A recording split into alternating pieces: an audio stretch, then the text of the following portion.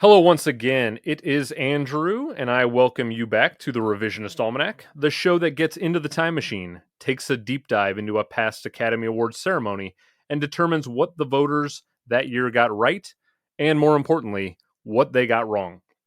We're going to roll back the clock further than we've done so far in Season 1, all the way back to a time of war, hysteria, and plenty of propaganda. That's right, we are arriving in 1942. And I have two very special guests along for the journey with me tonight. You'll recognize one of them since he's appeared thrice on the show already, and the other is making his Almanac debut. Please give the warmest round of applause to Tom and Dana Duncan, a father-son duo who hosts the greatest movie of all time podcast. Gentlemen, thanks so much for being here. You're very welcome. I have yet to outstay my welcome. It's weird. It's coming at some point. Yeah. Thanks for having me. I'm now feeling like I know the 1942 Academy Awards better than I know any of them. Except last year. Last year, you got to like 38 out of the 53 films. Yeah, something like that. So yeah, and we'll be doing it again in a few months for 1967. So yes, we're gonna have some fun. I have already finished prep for that.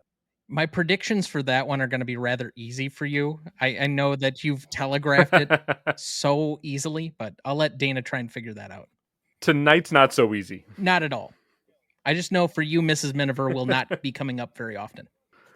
Well, we will find out. So as a reminder, this show looks back on past Academy Award ceremonies with the luxury of hindsight to determine what should have won the Oscar for Best Picture, Best Director, and the 4 acting categories. And before we start things off, I hope you'll take the time to rate and review the channel on whatever podcast streaming platform you're currently listening on, as well as finding and following the show on every social media platform using the handle @RevAlmanac. Okay, so 1942. For those that aren't familiar with the year, the Best Picture winner was Mrs. Miniver. The film also has the distinction of being just the second film at that point in time, following My Man Godfrey in 1936, to be nominated in all 4 acting categories, and Mrs. Miniver was the first film to have a total of 5 acting nominations. It's also worth noting because this year always confuses people, primarily because Casablanca is listed on IMDb and Letterboxd as a 1942 film, even though it was Oscars eligible the following year and won Best Picture for the films of 1943 instead.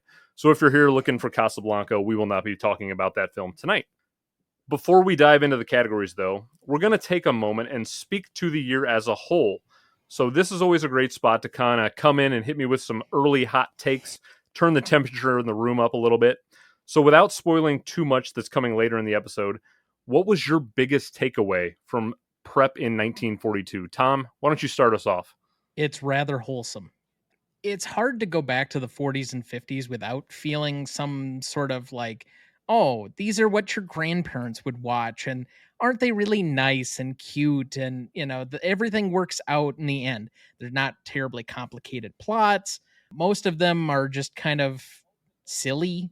Even most of the dramas somehow have like some love interest kind of sewn in there, and the only other real overarching theme is just how much Hollywood was trying to push our war effort and us to generally support. I think one of the films, was it Wake Island, had a specific tag at the end of the film, or like a credit screen that said war bonds now available in theaters. So you can definitely tell that this is the year following Pearl Harbor and our entrance into the war, how much it definitely affected what we were doing, but how much Hollywood had been taken over or recruited into the military effort by Washington, and how willing they were to do it in a way that I don't think that they were subsequently in any other war that we've probably been a part of. And Dana, how about yourself? How did you take in 1942 on a whole prep experience? Well, first of all, I've always felt that I'm like a lost soul. I always have felt like I should have been my grandfather and grown up and been in this time frame, because I've always had a kinship to this. But I think about it, and you have to understand the historical context. First of all, the film industry went to the White House and said, with the war effort, should we shut down? And, is this a waste of resources? And the administration, specifically Roosevelt, said, no, we need to keep our way of life going. And so I think in part the reason why the film industry was so patriotic is because they were charged with specifically saying, if you're going to keep filming when we're short of resources and such, you need to do your part to further the war effort. And that meant different, not just producing films that were patriotic, but that helped promote the concepts of why we were fighting and such. But it did emphasize to me, even in Mrs. Miniver, Teresa Wright's character, you never see a wound. You didn't see them bleed. Okay. And in fact, the first time they really showed graphic war film or war footage was when John Ford's film from Midway came back and was shown in theaters. And that had to have a special release because the Hayes board was limiting access because they wanted to edit it and take out the violence, the planes crashing and knowing that men were dying, etc. And the first time that they ever depicted a dead soldier was on Life magazine in January of 1943. So, of course, these films are sanitized. They have to be under that historical context. So, you're going to have two aspects of this. One is, rah, we're fighting the Axis and we're, fighting to save our way of life. Or it's complete escapism. I don't want to think about it. And you have to understand the other part of this, which is by 1942, we had war plants going at full force. They started in 1940 with Lend-Lease and were at full speed. So those who were in the country yet had actual capital to burn. And so they had no problem going to films. And so, in fact, I believe 1942 is the most profitable year the motion picture industry had ever up until that point in time because of the fact that there was so much liquidity coming out of the Depression where people couldn't afford to go to the movies all the time. Now you could go almost every night. And so there was a hunger for films, and they were churning them out as quickly as they could. Even then, it was limited, but they were still churning out films right and left.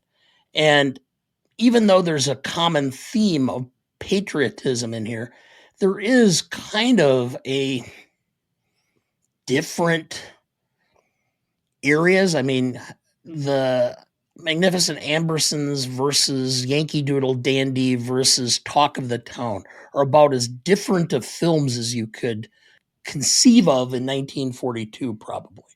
I mean, there wasn't a lot of great effort to be artistic at that time, but they still tried to make attempts to be more unique. And so I think that's starting to come through. And I think that's a trend that started about this time and continued throughout the 1940s. This has been History Lessons with Dana.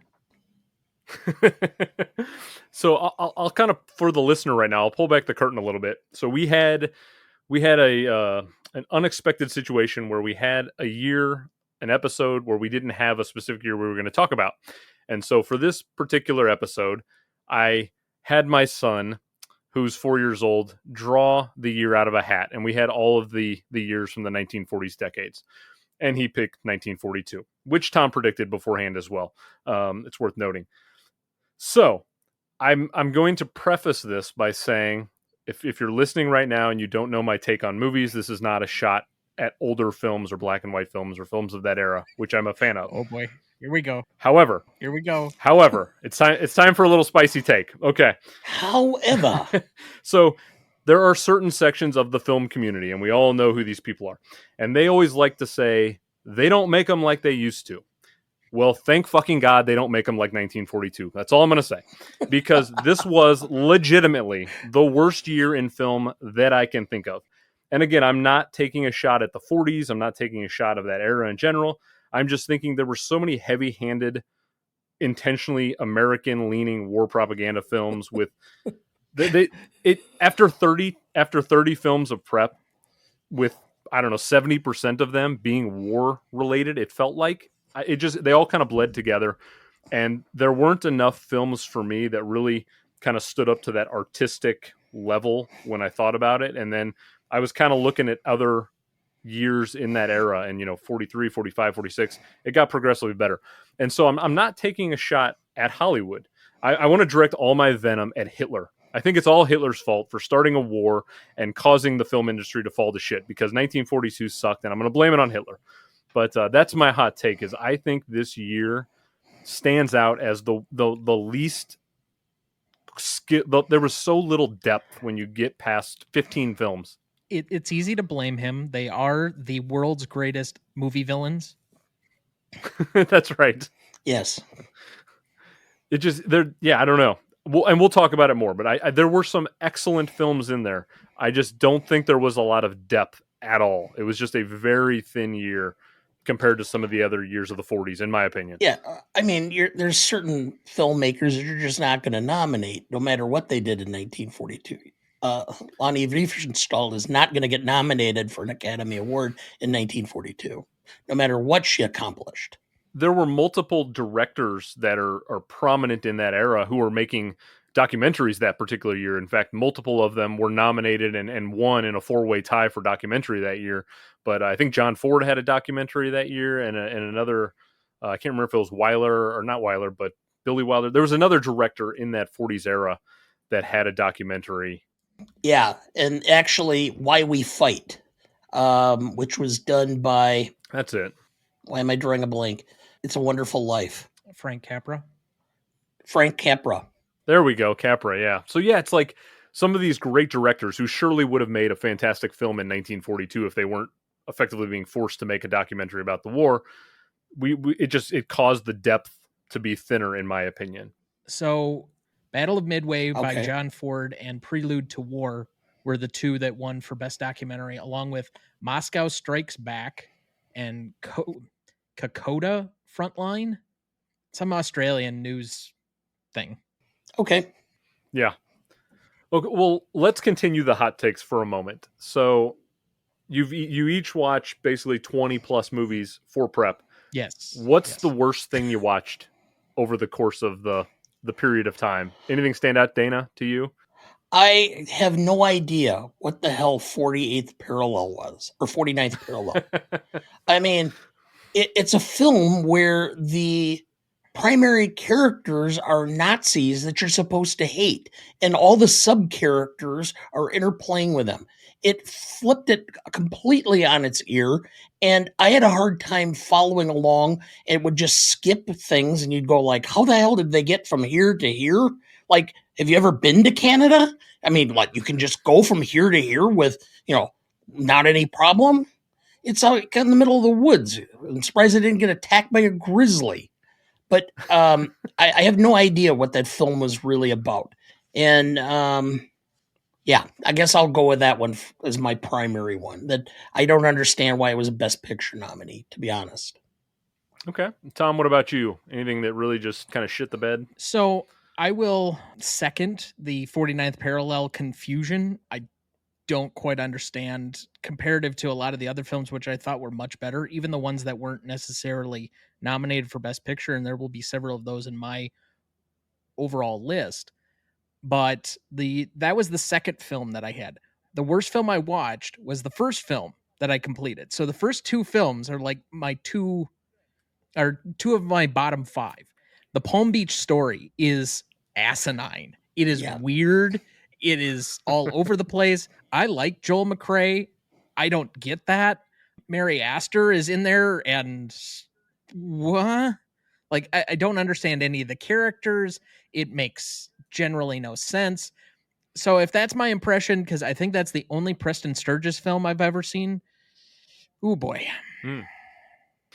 Yeah, you guys didn't name there were 3 that kind of stood out to me as they were all crap. The first one, Tortilla Flat.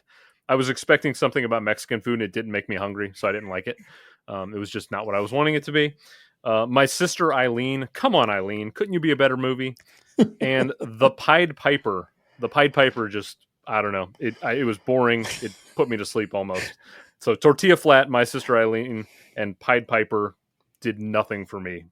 Maybe you guys will speak happily about them later. I have a surprise, but there was one performance in Pied Piper that I thought was exceptional and made the whole movie. Otherwise, I agree, it was boring. But I'll get to that when we're talking about our categories. Okay. Well, does anyone else have another hot take they want to throw out before we start jumping into the categories? Yeah, Veronica Lake. I had never seen a film with Veronica Lake. Now I had to watch 2 of them. Okay. And I was utterly amazed at how beautiful she really was. And I am even further amazed that she couldn't act her way out of a paper bag. I mean, and on top of it, the part that I found humorous is that she got into a big fight with Frederick Marsh during filming. And I'm trying to remember who the director was. But his comment said that the title of the movie fit the actress perfectly. She was deemed the worst player or actress to work with in the early 1940s, and it basically destroyed her career. Between that and her drug and alcohol addiction, which she would like disappear from set for a days or 2 at a time and such. But that's the one that I couldn't believe. Is just I had never seen her in a film, and boy, yeah. I have some Veronica Lake takes as well. I'll save them for a bit. Tom, anything you want to get off your chest real quick? Errol Flynn. Okay. My God, does he look like Kevin Kline?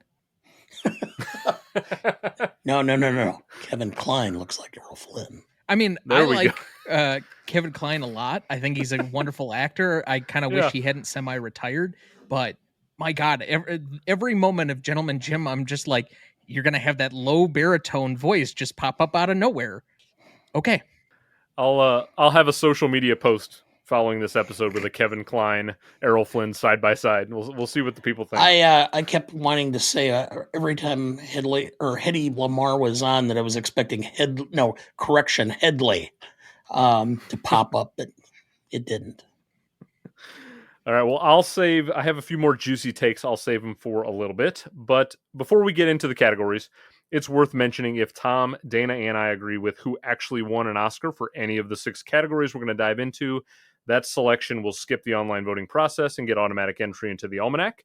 It's worth noting that Tom's 3 previous episodes, we've had 1 automatic entry on each of those episodes. So we'll see if Tom can keep the streak alive tonight. Yeah, that won't happen.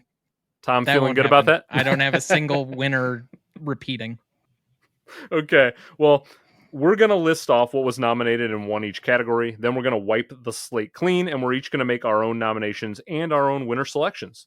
We've also written down predictions for what we think the other will pick, and when we get to the end, we'll see how each of us done knowing the other and what they were going to get. Tom, Dana, I have no clue what either of you guys are going to pick, so my predictions are total shots in the dark. Let's get over to Best Supporting Actress, gentlemen. Okay, so the actual nominees for 1942 in Supporting Actress were Agnes Moorehead for The Magnificent Ambersons, May Whitty Jr. for Mrs. Miniver, Gladys Cooper for Now Voyager, Susan Peters for Random Harvest, and winning the little plaster statue that year because gold wasn't used because it was wartime, of course, was Teresa Wright for Mrs. Miniver. Now, Tom, you're our seasoned guest at this point, so I'm going to have you start things off tonight. Who do you have nominated and winning in Supporting Actress? All right. So there will be an audible shock at the end of this, but as you know me, I count down from my 5 to my 1 in the way that the Oscars probably should. They should have ranked choice voting and present to us who has been eliminated from certain categories as we go through the night, just to make it more interesting. That's a great idea. I like that. Number 5, I have May Whitty for Mrs. Miniver. Somewhat of a lifetime achievement, but she is a charismatic actress that has popped up in many different things, including our episode of The Lady Vanishes on Gmote. So that's 1. Yep. Number 4, I have Susan Peters for Random Harvest. 3, I have Gladys Cooper for Now Voyager. 2, I have Alexis Smith for Gentleman Jim. And number 1, I have Agnes Moorehead for The Magnificent Ambersons. You will note that the winner, who I personally love, Teresa Wright, is number 6 on my list. Wow. Okay. I for sure thought you had Teresa Wright winning this one. I'll be honest, she's much better in Pride of the Yankees, and I think there was kind of this notion, especially with Greer Garson, I think could have been nominated, and she almost was in my personal list, maybe to tease ahead, but for Best Actress in 2 different movies that she was in. She won for, I think, the lesser of the 2 performances, but Teresa Wright also was basically, this is kind of the makeup for being also equally great and nominated in Best Actress, but won Supporting Actress because she'd been great in multiple things up to this point already and had 2 fantastic roles in this particular year. So let's split the category. 3? My bad. Actually, yes. I'll get to that when I do mine. Ooh. Okay. So what was it about Moorehead that stood out to you for the win? She's the only part of Magnificent Ambersons that I really thought actually was good. As far as, I mean, I love Joseph Cotten. Like, he wasn't bad, but most of the film doesn't make sense to me. And I know this is telegraphing it a little bit, but this is now the 4th Orson Welles film I have seen. I don't get it. What are the critics thinking? Like, why is he so outstanding? I don't understand why Citizen Kane is this like upper echelon film. I understand from a historical perspective why it's there, but it's not a great film. It's just not. It's basically a biopic about a fictional character. It has nothing endearing about it. Most of the characters are hollow. The guy's a tragic figure. If you want that, go watch Godfather Part 2. That's a much better film. Please send your Orson Welles hate emails to greatestmovieofalltimepodcast@gmail.com. Keep those far away from me. The Trial, what was the other one we just did for the show? I think this last year. I can't think of it. Magnificent Ambersons and Citizen Kane. I just don't get it. I can respect what he's doing. Like, he has a high degree of quality, but his storytelling ability, I just don't get it. But she, at least, in her very minute ways, because she didn't have a ton of screen time. She had one really big moment. Like, there was an Oscars clip that you'd get, which is near the end of the film. I thought was one of the more believable moments in the film, for me at least. Yeah, I mean, she really doesn't show up for the first, 40-ish minutes or so. I mean, she, at least not with any prevalence. It's really the back half. I think she's in the second or third primary scene where she's just kind of like, we're meeting this character for 20 seconds. Mm-hmm. It's like in the hallway and she's going to have some passing greeting. But outside of that, like, again, when you get to the back half of things, I thought that she was one of the standout performances. I don't quite get the Holt performance. And I guess who else is there to root for in this tale of tragedy? Okay. Apparently he just wanted to pick on all the robber barons. That might be the last time Tom has anything good to say about Magnificent Ambersons tonight. We'll find out. Let's move it over to Dana now. So Dana, this is your first time on the show. Let's see how you do. Let's give us your nominations and your winner for supporting actress. All right. 5th in my category, if we're going from you do not have to highest. However you like to do it. I will follow along with my co-host. He's the seasoned veteran here. So I actually have a surprise one. I have Priscilla Lane for Saboteur as my 5th. Okay. I thought she did a very good job of going back and forth between being confused and being favorable to Bob Cummings in this film. I thought she did a nice job. My next one is the surprise one. This is the most redeeming aspect of the Pied Piper, and that's Ann Baxter. I thought she did a phenomenal job. She was sympathetic. You had empathy towards her. She did a really good job of portraying her character. And while she was in the film, I found it entertaining. Before and after her involvement, I kind of went, okay, we have a crusty old guy and he seems to hate children, but now he's in charge of children. Okay, so I think I've seen this before. The next one I have then would be Teresa Wright. This did not stretch her at all. This was basically her crying a few places and going, "Oh, I'm worried about my husband." There wasn't much there.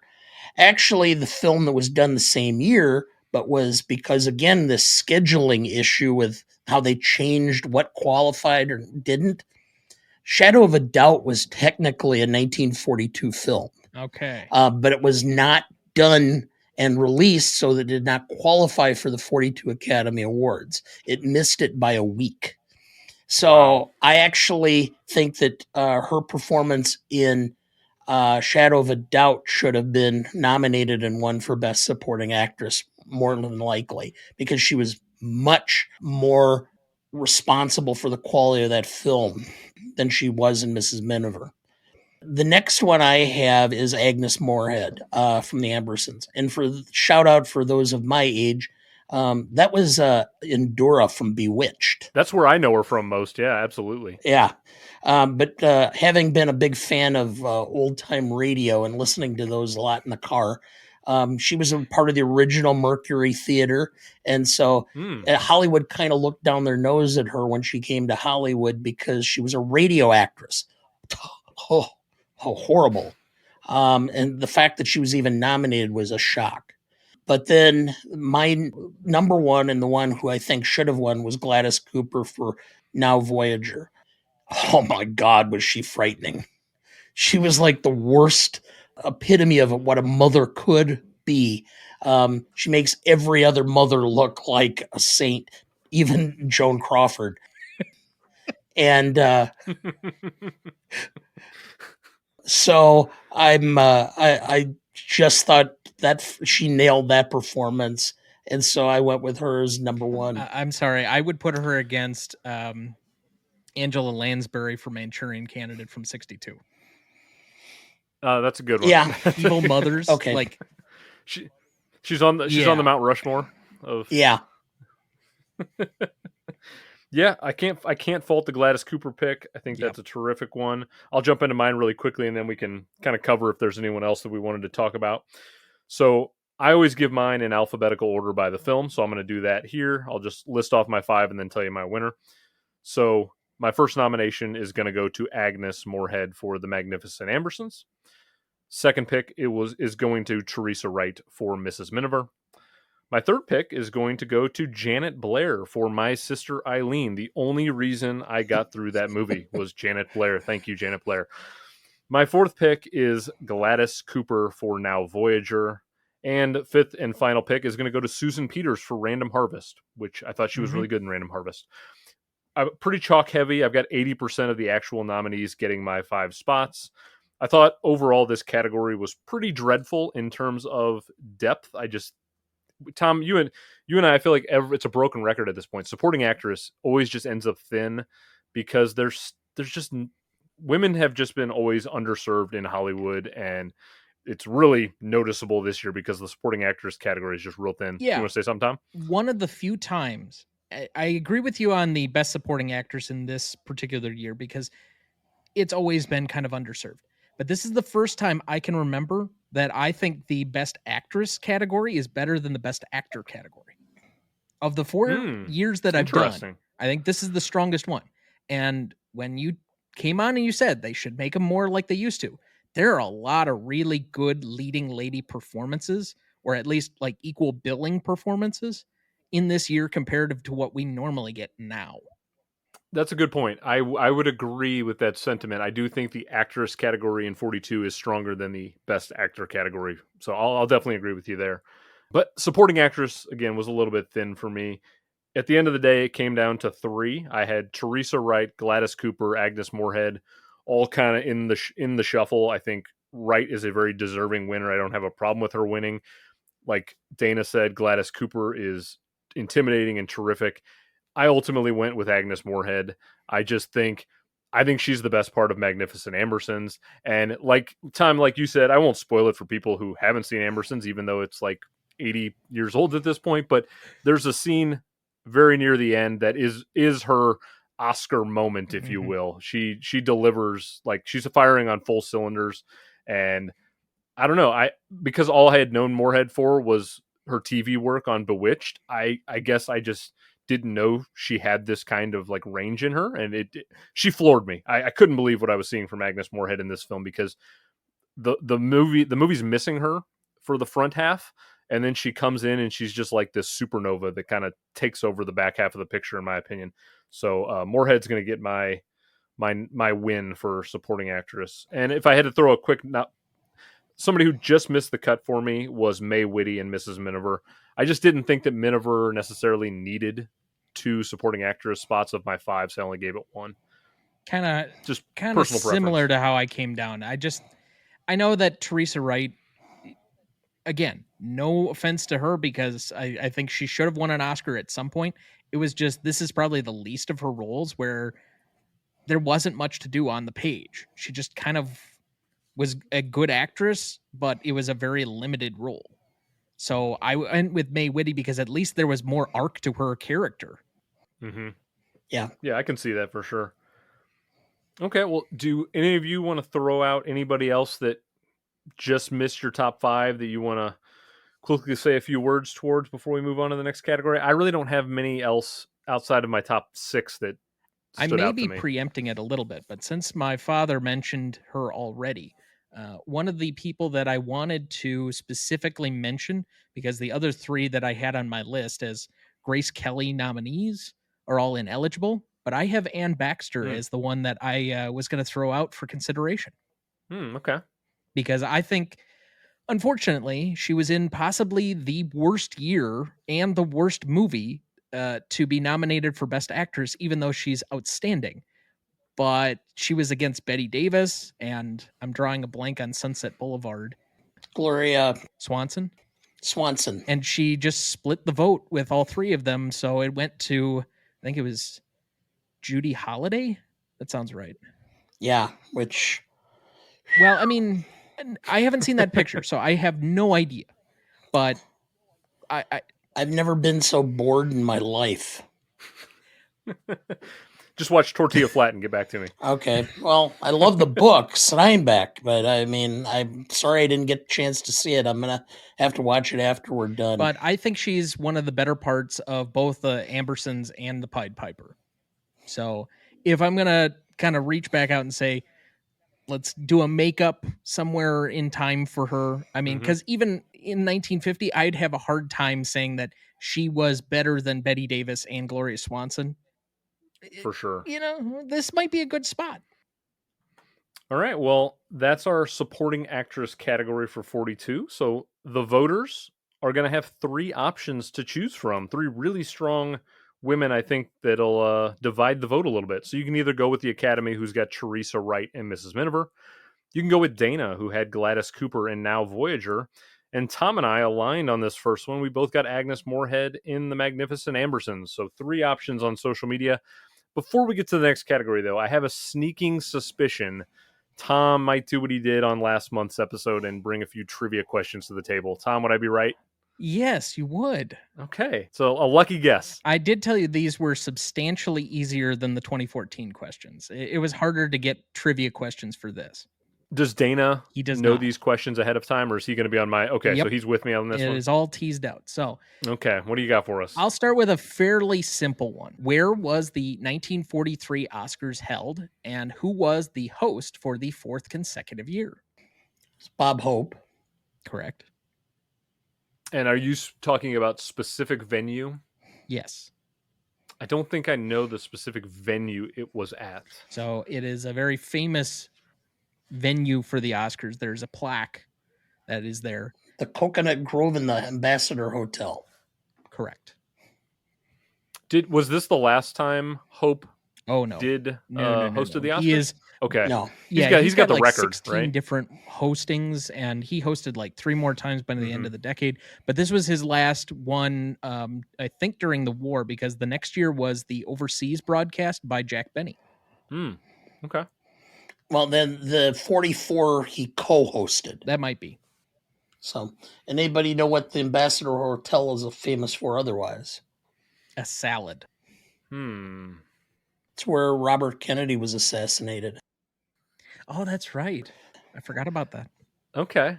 And that's tying in, what is it? Well, I guess that's 68. I was going to say 1967. Ah, shucks. Close.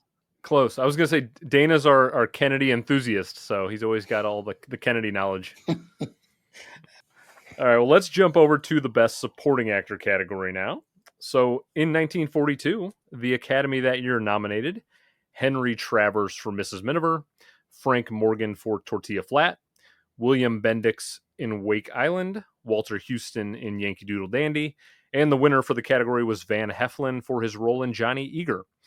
Dana, we're going to go over to you on this category to start us off. So why don't you give us your 5 nominees and who you got winning the category? All right. I'm going to give you the 3 that the Academy nominated that I really liked. Okay. Van Heflin for Johnny Eagerly. I'll get to that. William Bendix did a nice job. Walter Houston, I thought, was probably one of the best parts of Yankee Doodle Dandy. And then I have 2 surprises. I have Alan Ladd for This Gun for Hire. I thought his performance was just borderline creepy. I thought I have never seen a sociopath performed as well in a film up until Sir Anthony Hopkins in Silence of the Lambs. I was just floored by his performance, especially in light of, and I'll make this point too, Van Heflin and Alan Ladd in Shane was nothing compared to the performances in these 2 films. These 2 films actually required them to act. Shane was just kind of, I have no idea what Shane was exactly, other than just some trope that was thrown out and got popular for some bizarre reason. It's a good film, but the acting is not what carried it. And then for the last one, are we ready? Should there be a drum roll? Ooh, I don't have the drum roll queued up. Ronald Reagan for King's Row. Yeah. Oh, no, you didn't. Yeah, I can see that. Unfortunately, I have him in the Best Actor category, or not that he could be nominated for Best Actor due to my own private rules, but fair enough. Okay. Well, I thought his performance was great, and it's one of those what ifs. If he actually was nominated for the role, would he have gotten better parts? Would he have foregone politics? Probably. Yeah. So one of the great what ifs.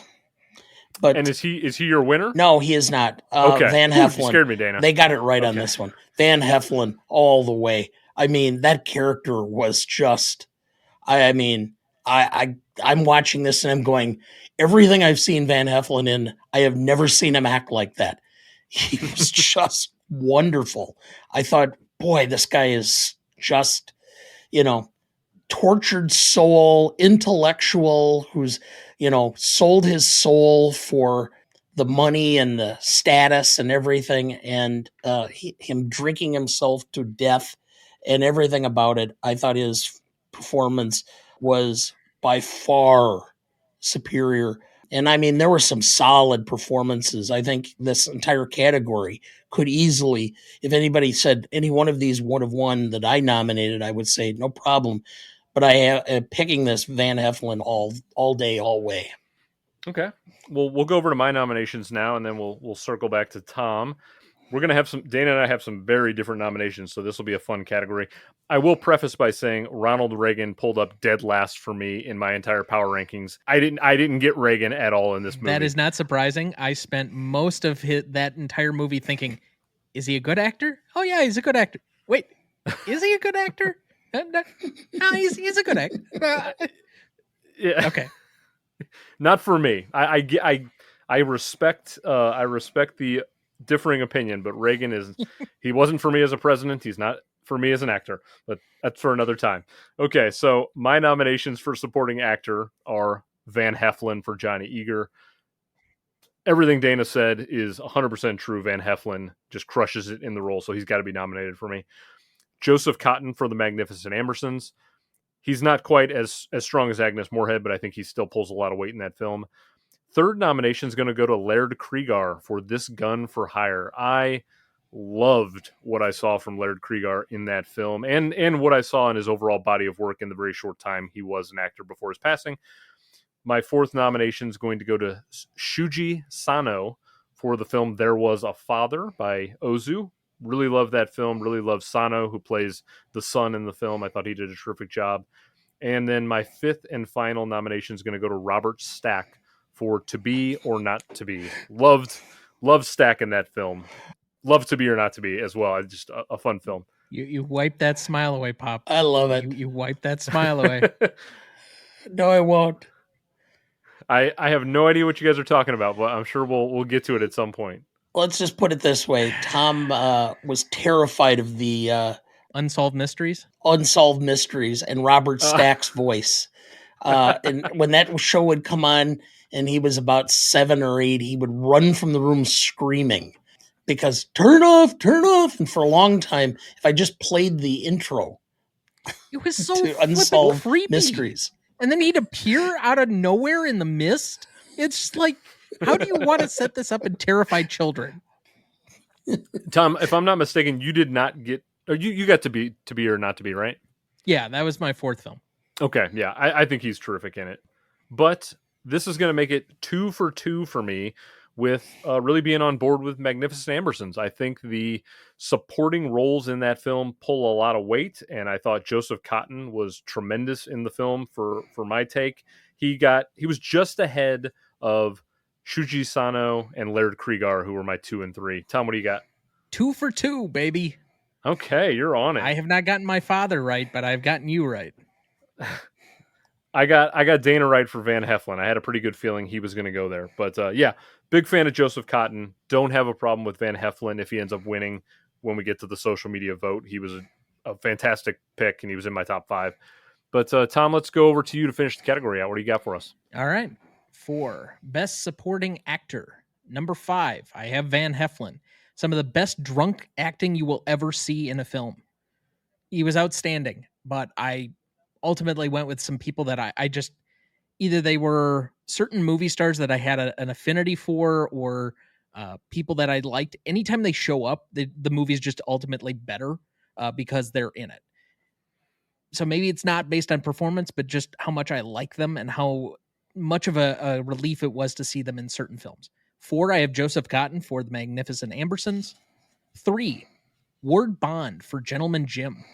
Small bit part in the movie, but he is somewhat bombastic. He's comical, but he just plays the part very well. And the moment towards the end of the film that really, it raised the film that I already was very high on and just gave it that little extra is when he comes back in at the end of the film to give him the belt, essentially, and be a gracious loser, that he shrinks away and everybody's just paying attention to the two of these great champions. One has bested the other. I thought it took it to another level. So his performance for me is at my number 3. 2, who was my number 1 for a very long time during this process, Paul Henreid for Now Voyager. I think he is a great compliment in that movie to Bette Davis. That is a very strong movie. Of the ones that really weren't about war, this is maybe one of the few that I thought was about something else and really invested in kind of a human emotional side of things that I wasn't expecting. So that one placed very high for me in this particular year. But number 1, guy who should have had an Oscar probably at some point. I know he was fussy and difficult to work with, but I have Cary Grant for The Talk of the Town. It's Cary Grant. How does he not have an Oscar? It's hard to argue with that. Yeah. He is fantastic in that film, but he is not the lead. Ronald Colman is quite clearly the lead, and even though he has certain scenes, he's missing for probably a good half of that film. So at a certain point, he kind of has to be bumped down, even though he's probably the name that's the most recognizable and the top of the cast list. He's just missing for probably half of the film. So I have him in Best Supporting Actor, and I have him winning. That's fair. He will show up as he's in my lead actor nominations eligibility. So he'll get mentioned potentially in that side of things. I'm with you on Paul Henreid. He was my number 6. It felt really tough keeping him out of my top 5 because Now Voyager, just as a film, was I had not seen it prior, and it was just something that really kind of caught my attention. Kind of like you said, Tom, it stood out from the crowd in a big way where it felt like it was about something actually, and I appreciated just it for its difference. Also, Robert Preston in This Gun for Hire, I thought did a really good job. He was just below my top 5. Dana, anybody that just missed out on your nominations that you were impressed with? Conrad Vliet for All Through the Night. I mean, everybody will recognize him if you haven't seen this film as being the Nazi officer in Casablanca. I just thought he came across as just the man you love to hate. Now, one other question quickly for Dana.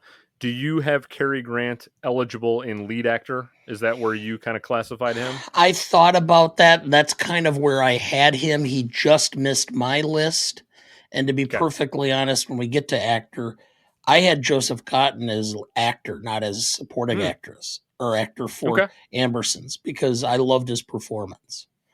Well, we are all about category fraud and manipulation here, so wherever you want to stick them, it's fine with us. So okay. Yes, I got a Dana okay. I feel proud of that. I'm sure it'll happen a couple more times this week. I was going to say, we have plenty more one-on-one, face-to-face time for sure.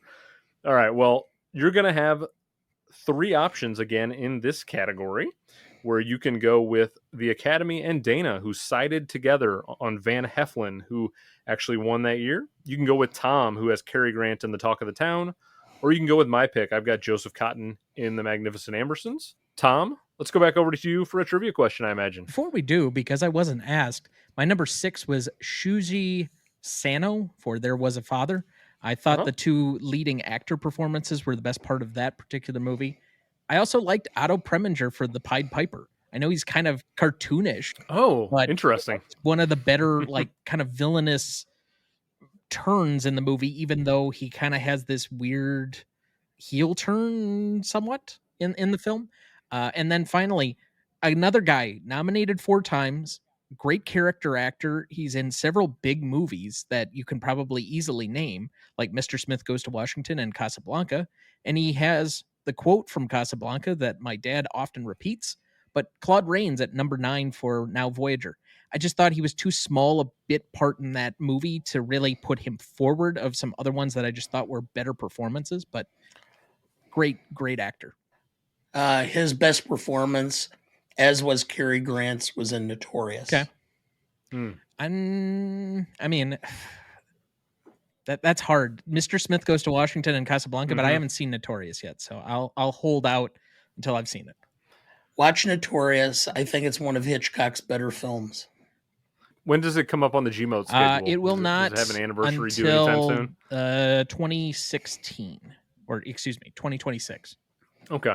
So that would be the anniversary, because if I remember right, it's 1946, correct? Yeah, it's post-war. Yeah. It's kind of a film about leftover Nazis still trying to hide That'll out. be the same year or same season that we do Gilda for our recent guest, VP Morris, and former guest on this show and upcoming guest. That's right. A lot of synergy going on there. Shocking. But you asked for the trivia question, and I have a feeling both of you will easily get this answer since you were kind of half discussing it already before we started the record button.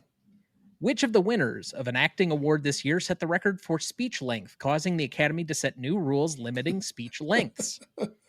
Yes. Go ahead. The definitely old Greer Garson there. That is correct. Yes. I don't think I tried to find it on YouTube. I think I found the full 6-minute clip. I think it clocks in right at 6 minutes thereabout. It's a wild. Can you imagine nowadays, like somebody trying to go up and get 6 minutes of talking time? Oh boy. Yeah. All right. Well, let's jump over to the Best Actress. That was a perfect segue right into there, Tom. So the nominees in Best Actress in 1942 were Rosalind Russell in My Sister Eileen, Bette Davis in Now Voyager, Teresa Wright in The Pride of the Yankees, Katharine Hepburn in Woman of the Year, and winning was Greer Garson in the film Mrs. Miniver. I'm going to start this category off this time for you guys. So here are my 5 nominees. First up, I have Anne Baxter in The Magnificent Ambersons. Anne Baxter is terrific in everything. I think she did exceptional in this film as always. I've got Greer Garson in Mrs. Miniver. Very deserving actual winner. I think she has to be in my top 5. Bette Davis in Now Voyager. Again, Now Voyager was a revelation for me. I just was thoroughly impressed with that film, and Bette Davis shone through in every way. Fourth pick, I guess this is going to get some ire from Dana. We'll find out. I've got Veronica Lake in This Gun for Hire. I had never seen a Veronica Lake film prior to prep, and maybe it was just that she took my breath away, and I couldn't. Like, she was just so radiant on screen that I overlooked some of the acting, I guess. But I could not take my eyes off Veronica Lake. She was just a thing of beauty. I just magnificent screen presence. So it was hard for me not to have her in my top 5, just based on she wowed me when she was on screen. And then fifth pick is going to go to Katharine Hepburn in Woman of the Year. Really love with Katharine Hepburn in there. I promise I'm not going to give a 6-minute acceptance speech like Garson on this one. But, I feel bad because I was really negative about her win in a previous episode this year, and I contributed to her losing one of her revised Oscars. So I'm going to come in with my winning pick, and I'm going to give Katharine Hepburn her flowers for this one. I think she was spectacular in Woman of the Year. She captivated me in that film. It was a film I had never seen prior. It really impressed me, and I think it's better than at least a couple of her actual Academy Award winning performances. And so I wanted to take a moment and say, if you haven't seen Woman of the Year, but you're a big fan of Katharine Hepburn, check this one out, because I actually think it's superior to a lot of the stuff she's more recognized for personally. So you'd watch Woman of the Year again over, say, On Golden Pond? Every day of my life. I hate On Golden Pond so much that I had a chance to pick it up today for 15 cents and I didn't grab it because I do not want to own that thing for 15 cents. So, Tom, let's go over to you and see where you go with this category. With pleasure. So, number 5, I have Teresa Wright for The Pride of the Yankees. I think her superior role in this particular year. 4, I have Katharine Hepburn for Woman of the Year. 3, a name that we've mentioned on the Gmote podcast a couple of times before, and she was also the co-star of Alan Ladd and Van Heflin in Shane. I have Jean Arthur for The Talk of the Town. 2, I have Greer Garson for not Mrs. Miniver, but Random Harvest. I think the superior of the two roles that she played in this particular year. But number 1, with a bullet point, one of the great actresses of all time, Bette Davis for Now Voyager. Also a first-time watch for you, I believe, Now Voyager? Yeah. Yes. Most of the films in this year were a first-time watch, save for, I think I got through half of Pride of the Yankees one time, and I had done Mrs. Miniver because I've completed all of the Best Picture winners at one point in time. And I'd also watched Yankee Doodle Dandy because I think that's on the AFI Top 100 list, either the original 1998 or 2007 Redux list. That was a pandemic watch for me, but I still found it just as pleasant this time around as I did at that time. But everything else was first watches for me. So Random Harvest, Now Voyager, Talk of the Town, Woman of the Year.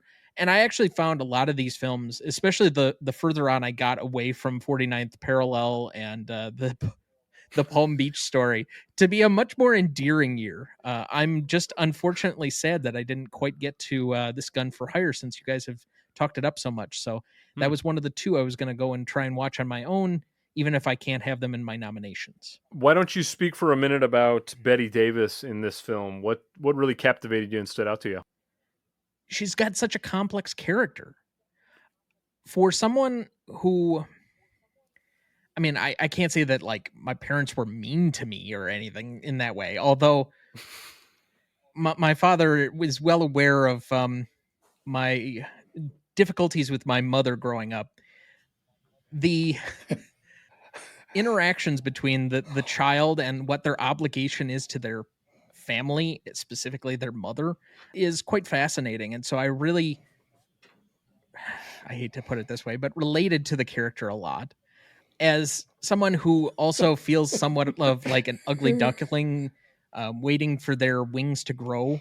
I related to the character, and I think this film and the way it's contextualized could have been very obvious. With the way most of the other 1942 films went, you would think that she and Paul Henry would somehow find their way back to each other, but it's not that kind of love story. Instead, she kind of soft adopts his daughter and shows a kindness that she was never shown herself.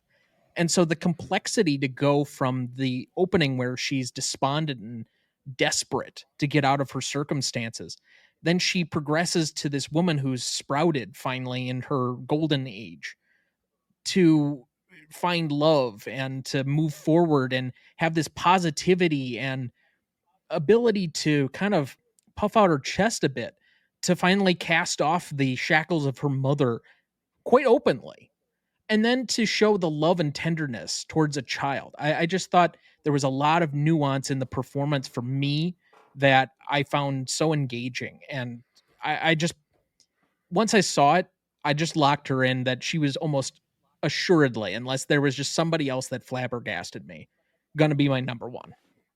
Unlike Golden Pond, I was happy to pick up Now Voyager today for 15 cents. That was a well done purchase because Bette Davis she crushes in that film. Absolutely love it.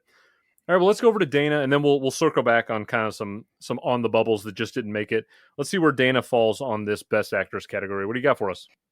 I have Greer Garson for Mrs. Miniver, Bette Davis for Now Voyager, Teresa Wright for Pride of the Yankees, Katharine Hepburn for Woman of the Year, and my last is Carol Lombard for To Be or Not to Be. And I put her on both for two reasons. One, I think she did a really good job in the Academy, has a tendency to underplay the roles that people do in comedies. And two, the tragic circumstances, which is her death in January of 42 in a plane crash. It kind of put a pallor over the film.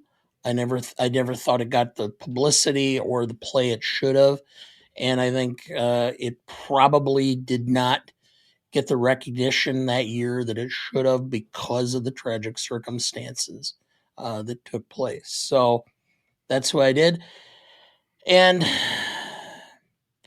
let's just put it this way. I had a very difficult, conflicting time because it's who do I think actually did the better performance or who do I think actually should have won it? Okay? Because they're two different issues in this film, in this category to me, which is when you look at the context and the history and the film and what was taking place, Greer Garson should have won it and did win it. Okay. But Bette Davis just did a better job. So if that's the way you define it, then it's Bette Davis. I love it. That's a great pick right there. So I finally got one right for you there, Pop. I thought you guys were both going to be locked in on Greer Garson for sure. Swerved a little bit on me there. Well, I'm glad Dana shouted out Carol Lombard because she was on my short list. Greer Garson and Random Harvest. Tom, I'm glad you said how terrific she was there. The other one that neither of you mentioned that I would quickly shout out is Olivia de Havilland in This Our Life. I thought she was really, really great in that film. She was actually my number 6. This category, Tom, you alluded to it earlier. I think I'm pretty comfortable saying it's like 12 deep, where I would have had no problem mixing anywhere between like 6 and 12 could have been right on the bubble for me. I would have been happy to put any of those women in there. It was a really good category. Anybody that just missed out for you guys? Well, I had Greer Garson for Mrs. Miniver at my number 6, so she almost got a double nomination. Rosalind Russell, it's a spunky character. It's very reminiscent of His Girl Friday, that she's obviously much more famous for. And Sheridan, I thought, was actually really good in King's Row. Yes, I have her just outside. And Ginger Rogers, in kind of a against type a little bit, the major and the minor, I also had at my number 9. So those are just a few. Well, talking about bad films, that one was it for me. It made absolutely no sense, and it was almost nonsensical, and the ending was abysmal. And so even though I thought Ginger Rogers did a really good job in the film, I just had a hard time doing anything with it because the role was so unbelievable. If I had to pick out an actress who I thought did really good in a bad film, I will say Simone Simon in Cat People. Cat People is fucking stupid, but like Simone Simon's pretty good. I enjoyed her in that movie, but what the hell is You Cat mean People? a movie named Cat People is supposed to be good? Well, you have yet to see the Natasha Kinski, Malcolm McDowell version of Cat People from the 80s. I don't believe I've stumbled across that one. You have to watch that one. And then you're going to say, why did I spend 2 hours watching this? Oh, I'm sure it's better than Cats. Release the It's butthole got to be cut. better than Cats, right? yes. Right. Yes. All right. Well, the audience is going to have a tremendous lineup here. I'm looking at it. These three actresses are going to be difficult to choose from. You can go with the Academy, who's got Greer Garson and Mrs. Miniver, deserved winner. We all felt really strongly about her two performances this year that were both in that nomination area. You can go with myself, who has Katharine Hepburn in Woman of the Year. And the Duncan gentlemen have aligned on this category. They both got Bette Davis in Now Voyager. Really, really strong group of three right there. Tom, what kind of trivia you got for us? All right. So Woman of the Year was the first Hepburn-Tracy combo flick. How many times total did they appear in a film together? Ooh, man, I saw a list because I was actually looking for another question we're going to have on the back end of this episode. I had to look up stuff about people in movies together. And this one came up on the list, but I can't remember what the number was. I'm going to say 6. Dad? 5. 9. Including a second one in 1942 called Keeper of the Flame.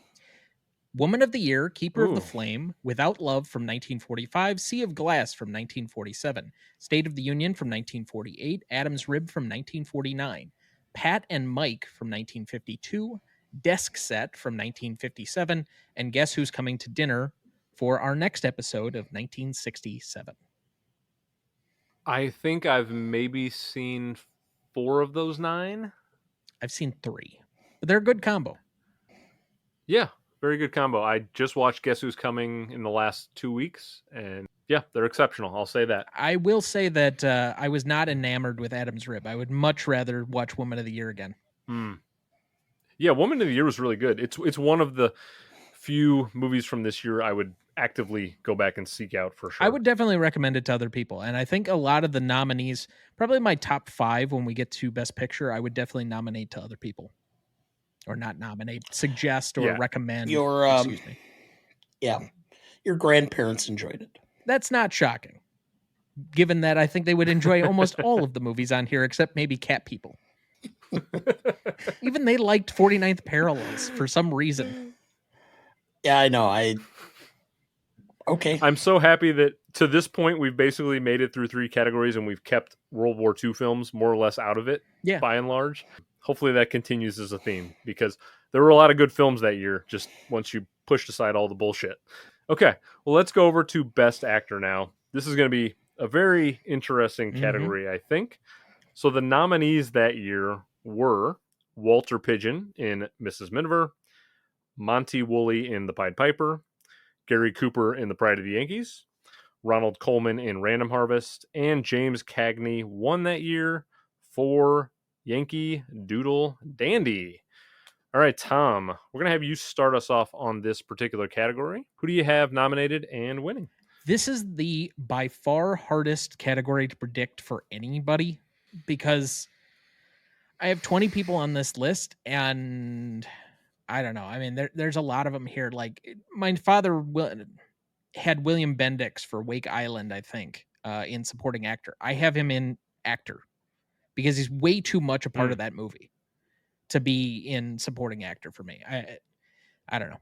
All right, 5. I have Spencer Tracy for Woman of the Year. No real surprise there. 4, I have Ronald Coleman for The Talk of the Town. 3, I have James Cagney for Yankee Doodle Dandy. 2, I have Errol Flynn for Gentleman Jim. Number 1, I have Ronald Coleman for Random Harvest. That's right. Ronald Colman Hmm. pulled a double nomination. I believe year to date, that's the first double nomination in a specific category on the show.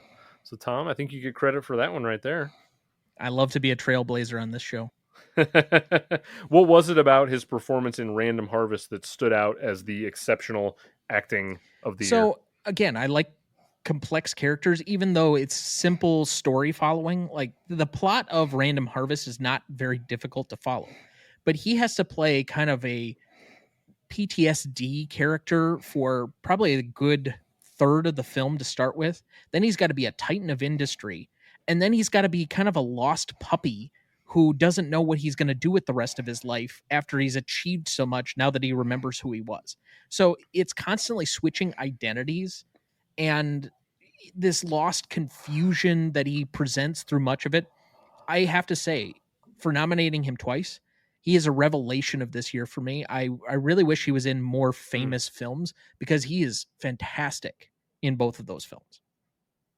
Is there anyone that was just below? Like, who's your number 6? I'll butcher this, but Chi Shu Ryu for There Was a Father. Again, I don't think it's a particularly good film. I don't think it's a particularly well directed film, but the two acting performances are excellent. So I had them just both at 6 in both of those categories.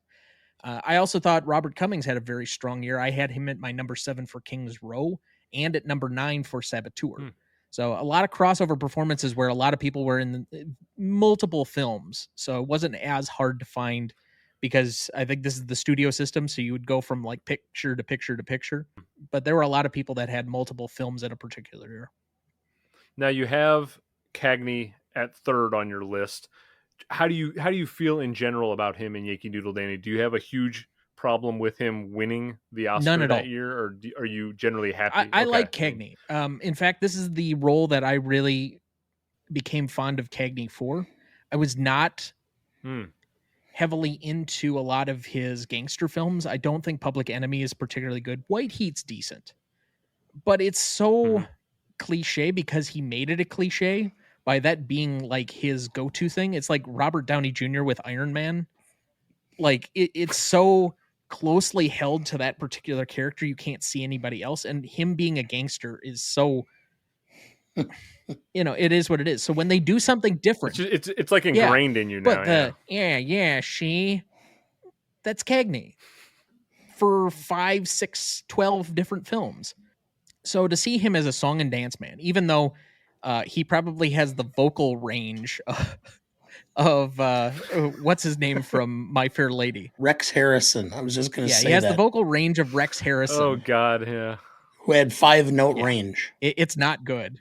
Who I just had to watch for Dr. Doolittle for 67. I'm a Yankee Doodle Dandy. Yeah, it was his singing was not what you were there for, but his ability from a physicality standpoint to be a song and dance man.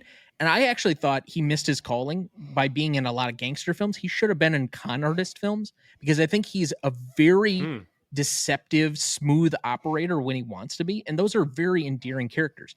The scene where he has the old man makeup on and he's talking to his future wife and kind of has her going through the whole thing. And then he's slowly taking off pieces of it and exposing himself.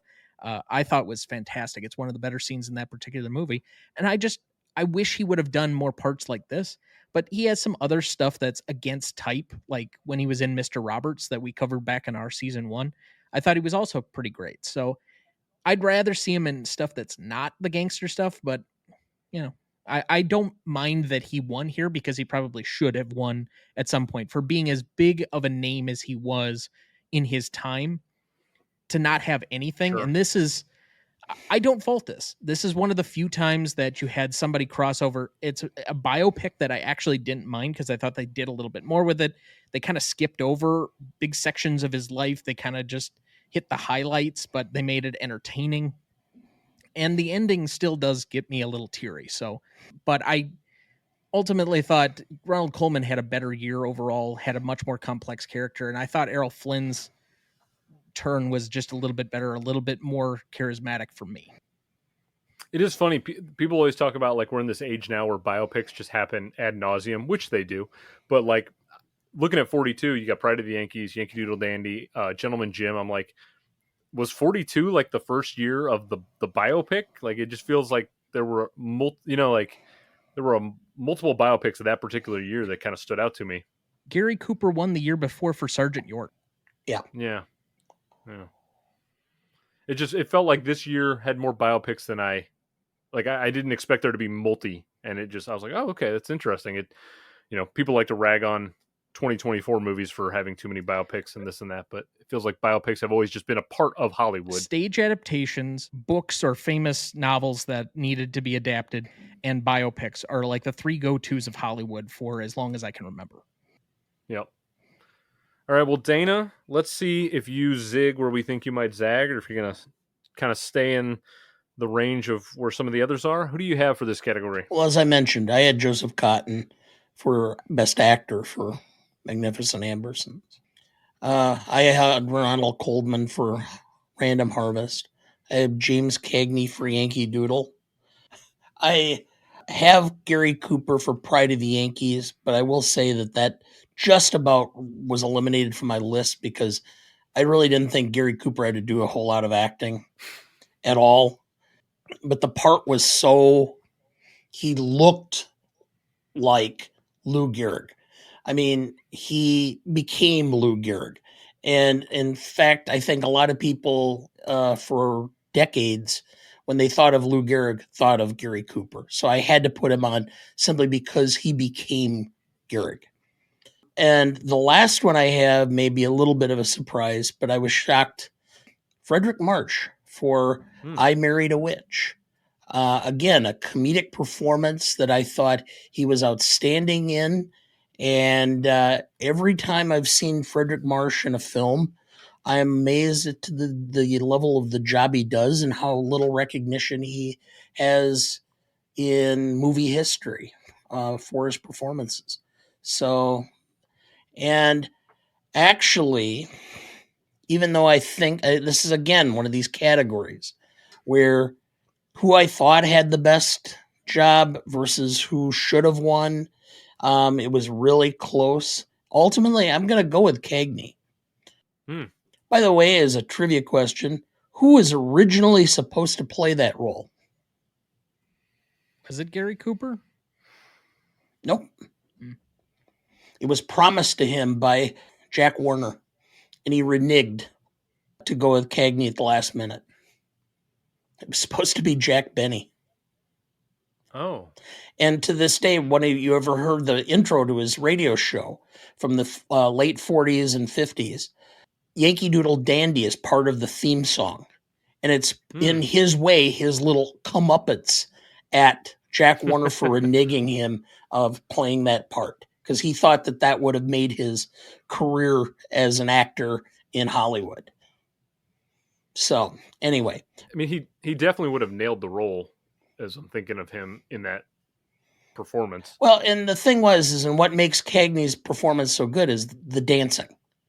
It's not the singing, but it's the dancing. And I don't know how many people could have done the dancing and done it and performed it in the way he did. And that in and of itself makes it an exceptional role for him. And so I just went with him for that reason.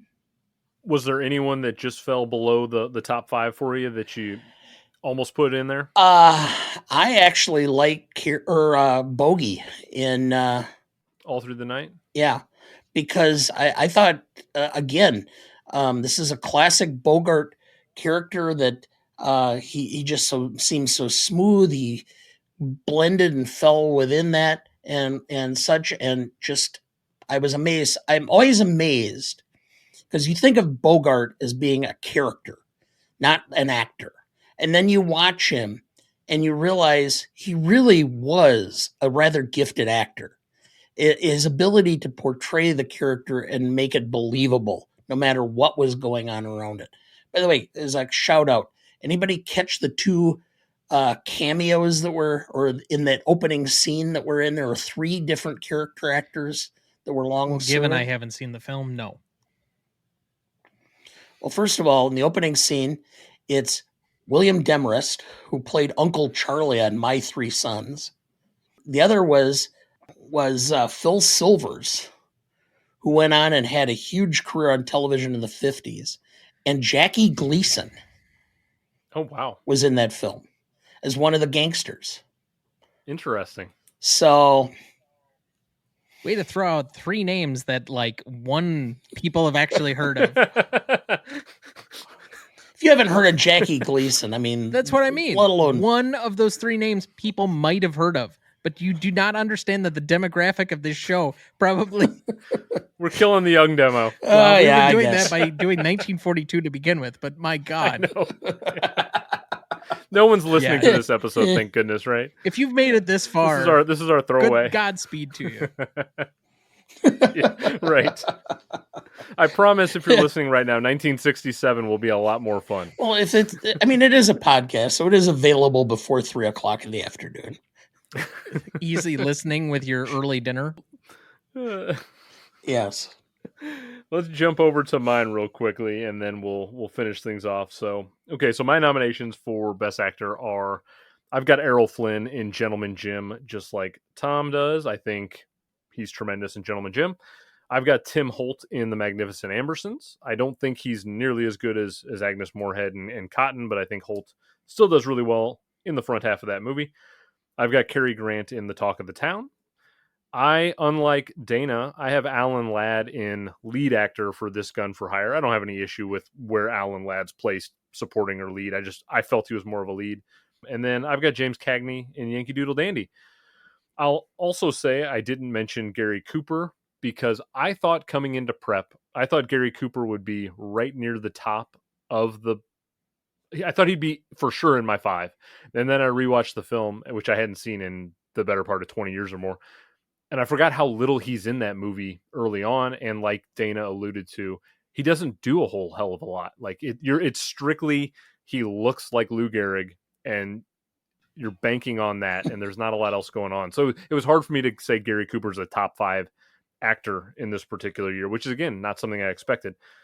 At the end of the day though, I do think there was a superior biopic performance. And it is Errol Flynn in Gentleman Jim. Tom, nailed that one? Yep. I am 3 out of 4 for you, my friend. The lone miss I have was Betty Davis so far. Okay. She was right there for me. No, Errol Flynn, I'm a sucker for a boxing movie, whether it's Raging Bull or Ali or Rocky. I don't know. Rocky, Great White Hope. Anything that's in a boxing ring is in my wheelhouse. I was like raised on Frazier and Ali and all that stuff. And so I just love boxing movies. And Gentleman Jim, I think, is a terrific, incredibly underrated sports biopic, sports film. Nobody talks about it. I think you can tell that Scorsese was influenced by it to some degree with Raging Bull. It feels like a movie he probably watched growing up. And I love Gentleman Jim. I thought it nailed the way boxing was so unique to that time period where it in baseball were the biggest things in the world. And I think Errol Flynn was phenomenal in that movie. He just edged out Cagney for me. I think Cagney is exceptional. And I actually think Yankee Doodle Dandy is a better movie than I gave it credit for pre-prep. I had a lot of fun with it on a rewatch, which is not something I anticipated either. But at the end of the day, I know I'm not going to win a social media vote for Errol Flynn and Gentleman Jim because nobody's seen it. And Errol Flynn's not a name that people are going to gravitate towards. But I want to hopefully guide one listener to go check out Gentleman Jim because I think you'll like it. He is exceptional in that film. He is such a smooth customer, a smooth operator. He's part con man, part immigrant, part boxing legend. It's a fantastic film. So I think it will be coming up again later. There's a reason why the slogan in the 40s and early 50s was "In like Flynn."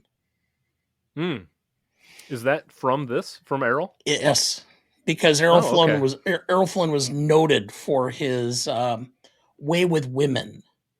There's some question as to whether it was just women or not, but it was always kept secret in Hollywood. But also the fact that his career kind of hit some stumbling blocks when the studios had to kind of bury the ages of some of the women he was involved with. Oh, interesting. So he had a Charlie Chaplin problem. Charlie at least married a few of them. Is that somehow better? Is that better? It is if they had parental consent, I guess. I mean, but that's just a license to repeat offend. That sounds like a different conversation for a different show. Yeah. Dana's analysis of legal dramas. Yes.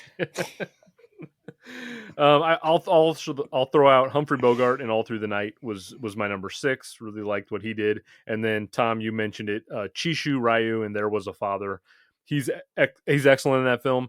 There Was a Father. A lot of people know Yasujiro Ozu's filmography, Tokyo Story, and Early Spring, Late Spring. Those are the films he's known for, and he grew into this really prominent director. There Was a Father's an interesting watch because it's front loaded in his career, and you can tell the makings of a great filmmaker. But There Was a Father's just a little thin in the framework, and it's almost entirely reliant on acting. Whereas I think Ozu's later films are much more interesting narratively. There's so many time jumps in the film, and they're not sequenced well. Yeah. You kind of get it only through exposition, so it's carrying a lot from either the script or the acting by product of just not knowing how to transition between what's going on screen. Yeah, I definitely agree with you there. I actually had to, it's very rare, but I actually had to rewind and rewatch a few spots in that film because the transition was such that I'm going, huh? Yeah, it's did I miss something? Mm-hmm. And yeah, and it's a really short runtime, but it still kind of drags a little bit in spots. Well, I still can't understand what the hell it was trying to say. Oh, I researched it because I knew there was something going on. And in large part, apparently it was based on a 1909 article that was written by Sigmund Freud about, honest to God, I got this, that's apparently where it came from, is about how the point where all children start to question their parents as to when they be, because as a child, you look at your parents as being like these deities. They know everything and they are all powerful. And then where is it the point in your life where you start to question whether your parents know a fucking thing or not? And whether they're stupid. Probably about 9 or 10 for me. And then you kind of come back on the other side. And that film is really what it's portraying, which is he's questioning what his dad's decisions are. And then later on, he comes around to thinking, well, maybe my dad wasn't as stupid as I thought. Okay, if you had Sigmund Freud references on this episode for your bingo card and you made it this far into the episode, you almost deserve. You get a Gmode hat. I'm sorry. I just, when I don't understand something, I spend some time going into it, and I spend about a half hour, 45 minutes reading analysis articles. There are a ton of them on and the you have internet. To show us a live video with your bingo card in order to prove it. We don't give out those Gmode hats for nothing. Yeah. I got to start doing bingo cards every episode now. That's a whole new layer of content I guess I have to come up with. You're welcome. So thanks for that. I'm sure that'll be a great Instagram post for you. Yeah, exactly. All right. Well, for the listeners of this episode, they're going to have 3 options in this particular category. Not the options I was expecting beforehand, but some fascinating ones. So you can go with my pick. I've got Errol Flynn in Gentleman Jim. You can go with Tom, who has Ronald Coleman in Random Harvest. And then Dana and the Academy have sided together with James Cagney in Yankee Doodle Dandy. Tom, do you have a trivia question before we segue into the next section? Oh, of course I do. During this Academy Awards, which famous songwriter presented himself the Oscar for Best Original Song? Did White Christmas won, right? Yes. Irving Berlin? Correct. Okay. Team effort there from Dana and myself. Yep. From Holiday Inn. I don't think I'm familiar with Holiday Inn. I think I've seen it once. If I remember right. Yes.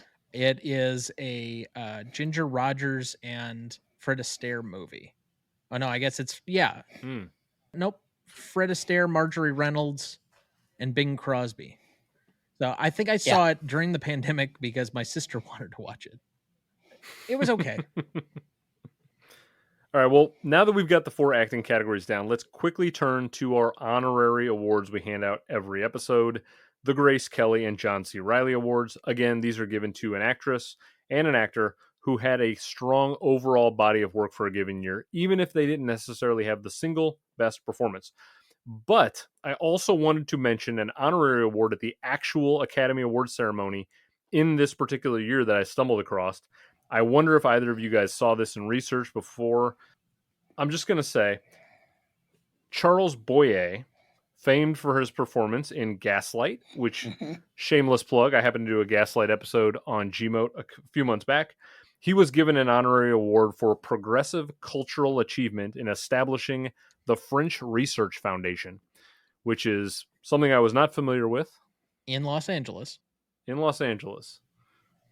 And so Charles Boyer got an honorary award, and I just thought, what a wonderful, every episode of podcasting, I feel like all of our little podcasting webs get a little bit tighter together. And I just thought it was kind of funny that I stumbled across a Charles Boyer honorary award after doing the Gaslight episode with you guys.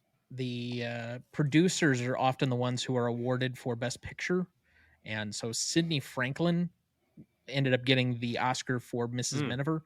He also took home the Thalberg Award, which was just another honorary award that they basically did to give awards to all the studio heads at one point in time or another. Yay, you're a humanitarian. Just handing it out You weren't amongst each terrible other. this year. Your casting couch was only so long. You had the least number of actresses on the couch this year. Precisely. All right, well, before I give my honorary awards, Tom, you always like to have a little game at this. So let's see if you can... You haven't had much success in getting the actual person correct, so we'll see if you throw out Liam Neeson again or not this year. Unfortunately, Liam Neeson was not eligible for being cast in this, but I already gave you Ann Baxter, which was the only one that I really had as a Grace Kelly nominee. The other ones are ineligible. Greer Garson, Teresa Wright, Katharine Hepburn were not eligible in this particular year, so I had her. As far as the John C. Reilly Award, for consideration, I have William Bendix as my number 6 for Woman of the Year in Wake Island, Robert Cummings at number 5 for King's Row and Saboteur. I have Spencer Tracy, who's obviously ineligible because he, as another trivia question might have, like Tom Hanks, is the only recipient in back-to-back years of the Best Actor Award. I have Ward Bond for Gentleman Jim and 6 other films that year. That's just ridiculous. I have Claude Rains at number 2 for Now Voyager, King's Row, and technically Casablanca. And I also have Ronald Coleman as my number 1, which is not saying much given that I nominated him as my number 1 and had him for 2 nominations in Best Actor. But, well, where would Teresa Wright fall in that, since she should have had 3? She can't. She's ineligible because she won a real-life Oscar. I did mention her. Yeah, but I said that she's ineligible. Was that the year before? Did she win in 41? No. This is her only Oscar. That year. Okay. She wasn't even nominated for Best Years of Our Lives, which I think is a much worse. Yeah. For sure. Well, let me clarify that. Is a much worse crime that she was not nominated for that movie as opposed to nominated for this here. But I knew what you meant. That she should have won for that year as opposed to Mrs. Miniver, in this humble opinion. Yeah, you definitely got the names of a lot of the people who I had on short list, but like you said, a lot of them just were ineligible for this particular category because they already had a lot of real life Oscars. Grace Kelly Award, I'm going to give it to Veronica Lake. Again, I might get an eye roll from Dana, but that's okay. I had honestly, she was the only person on my list who didn't have an Oscar, so she was basically the winner by default. But I liked her in I Married a Witch. I liked her in This Gun for Hire. Her beauty stood out to me in such a way that I couldn't not talk about her a little bit. You need to watch Sullivan's Travels, Dad. Okay. And that's fine. Everybody sees something that others don't. Wow, was that a face? I found... Could we capture that look right by itself? That'll be the screenshot. Oh, man. I don't know if She's beautiful, but I'm sorry, I just don't see her acting. In the same week, you're going to harp on Grace Kelly and Veronica Lake. Next, you're going to be harping on like ScarJo. Yes. Okay. Yeah, so Veronica Lake, I think she's really great. My pick for the John C. Reilly Award is going to go to a gentleman who I gave a nomination to. He didn't get my win. It's Laird Cregar. He was in This Gun for Hire, and he was in The Black Swan, which is a pirate film I was forced to watch at the very end of prep, which I'm not thrilled about. But I think, so he passed away at 31 in 1944. He had complications from binge dieting undertaken to try to get him into a leading man role. He had 16 film credits over his 5 years. I just think everything I've seen Laird Cregar in, he has this incredible screen presence, and I wanted to recognize him for, had he not passed away at 31, I think he would have made some really tremendous choices throughout the 40s into the 50s. I would have been really interested to see what Laird Cregar would have done with his career. So I wanted to kind of take a moment and just recognize somebody who passed away a little too soon. So Laird Cregar gets some love from me. Tom, no complaints with that? Given that I didn't watch either of the films that you nominated him for, and I thought I had several people that were equally deserving, but okay. Get back to me when you watch Laird Cregar in This Gun for Hire. Well, that's fine. He's wonderful. Okay. Pass on The Black Swan. But I still don't understand passing over Ann Baxter, but okay. I need to watch Tortilla Flats simply because I have yet to see a Hedy Lamarr film. You still have to pause every time you say it. I have to pause and make sure I didn't say it wrong. It's Headley. Yes. But she did not extend into Hollywood very much because she got involved in other things during the war, including coming up with a system that she invented for radio communications that she patented and held the patent on for a long time, which, if you were not aware, is actually the basis for cell phones and Wi-Fi. Did you know? Dana's just got so much knowledge just built up in that brain up there. It's amazing. You knew what you were getting when he signed up for this episode. All right, well, let's jump over to the director category now. Chock full of a ton of excellent directors. I'm excited to see where we go on this one. So again, as a reminder, the directors nominated in 1942 were Sam Wood for King's Row, Mervyn LeRoy for Random Harvest, John Farrow for Wake Island, Michael Curtiz for Yankee Doodle Dandy, and William Wyler won the Oscar for his achievement on Mrs. Miniver.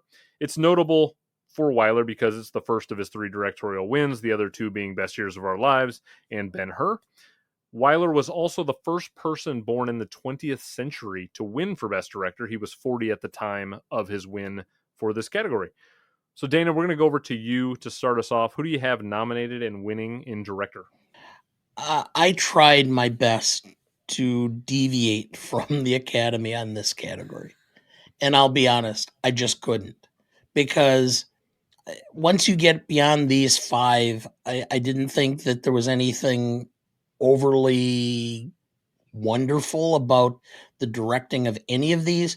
The possibility I would potentially go just outside. I really like Saboteur, and being a big Hitchcock fan, I think Hitchcock just fell outside. So I have no problem with William Wyler, Sam Wood, Mervyn LeRoy, John Farrow, or Michael Curtiz. And quite frankly, in thinking about it and such, boy, I like Mrs. Miniver and William Wyler's preferred job, but I think I'm ultimately going to go with Mervyn LeRoy for Random Harvest as Best Director. Simply because the film itself was less impactful at the time. I think in part, Mrs. Miniver was a big love fest for, we're going to stand together and withstand the Blitz. And I don't think there was as much critical fly-specking of the film as there could have been. So I ultimately was surprised. The beginning of Random Harvest compared to the middle and ending of Random Harvest is much different. The first half hour of Random Harvest I thought it was not going to be a film I was enjoying, but as it got to the middle and the ending, it was much more enjoyable and much more poignant. And I think a large portion of this obviously is Ronald Colman, but I also believe that Mervyn LeRoy, in the way that he was able to set the pacing, especially, it seemed to improve as time went through. I'm giving it to him for Best Director. Okay. Not the way I thought. I thought for sure you were going to go William Wyler. Tom, where did you think Dana was going to go on that one? Alfred Hitchcock. Okay. I'll be honest, there are not a lot of directed films in this year. I thought it was very simplistic. It was set the camera, shoot. And you could not see a lot of stylistic differences. One of the few standouts, and the thing that really stood out to me from Saboteur, is just the vision and the visuals. I've talked often about how Hitchcock will set up a scene with the suspense and the rest of it. There's a scene in the middle of the movie where he goes to the blind cabin dweller, the guy who's the uncle of the supporting actress. And you can tell when he's got his handcuffs underneath the table, there's a setup to that. And then he keeps cutting away and cutting back and forth until she kind of realizes it. And then he does something that I can't understand why modern directors don't do it, because it's known as spiking the lens. It's staring straight down the barrel, but he has in every movie that I think I've ever seen of his, somebody that stares straight down the barrel so that it's like you peering into their soul of what's going on in their mind at that one point in time, and the reaction shot from that, I think, is tremendous. I don't understand why more people don't try and go to that, because it is such an effective trick of his that he uses all the time. Well, Dana throw you way off on that one for sure. Yeah, most definitely. Well, maybe Hitchcock will come up for you when we're going to go to you at the end. We'll jump to mine next, and then we'll get around to you and see if you can give Hitchcock some love at the end. So here are my nominees for director in 1942. I got some strange ones for you, so we'll see what you think of these. First up, I'm going to go Michael Powell for 49th Parallel. 49th Parallel is a weird movie, but I think he directed it in a really fascinating way, and I think the directing kept me interested in the film. I'll say that. I was interested in what was happening almost exclusively by what was happening with the camera and the directing of that movie. So I'm going to give Michael Powell a shout out. Obviously, Powell went on to do much superior work with Pressburger. You know, and there's Powell and Pressburger have much better stuff, but I thought 49th Parallel was really good. Raoul Walsh for Gentleman Jim, I think, has to be in there. Again, Gentleman Jim is just a movie that I think was ahead of its time in a lot of ways, and still hasn't really found an audience that's appreciated what it is in the genre of the sports film. And so if you like sports movies, if you like boxing movies, you have to see Gentleman Jim. And Raoul Walsh, excellent director there. Orson Welles for The Magnificent Ambersons. I think what he does with that movie is really revolutionary. My fourth nominee is going to go to Yasujiro Ozu for There Was a Father. Again, I already mentioned, I don't think it's anywhere near Ozu's best film, but I do think he does enough with the movie, and he obviously has a hand in the actors that are what they're doing on screen, and so I wanted to give Ozu some love. And then my fifth nominee is going to go to Frank Tuttle for This Gun for Hire. I really like what Frank Tuttle did in that film. I can't say I'm a huge fan of Frank Tuttle's work at large in terms of like considering him an all-time great director, but I thought This Gun for Hire, he did some really interesting things there. This one, though, for me at least, it's all about the greatest, one of the greatest, one of the most important, one of the most influential directors in film history. Tom, I don't care what you say about him.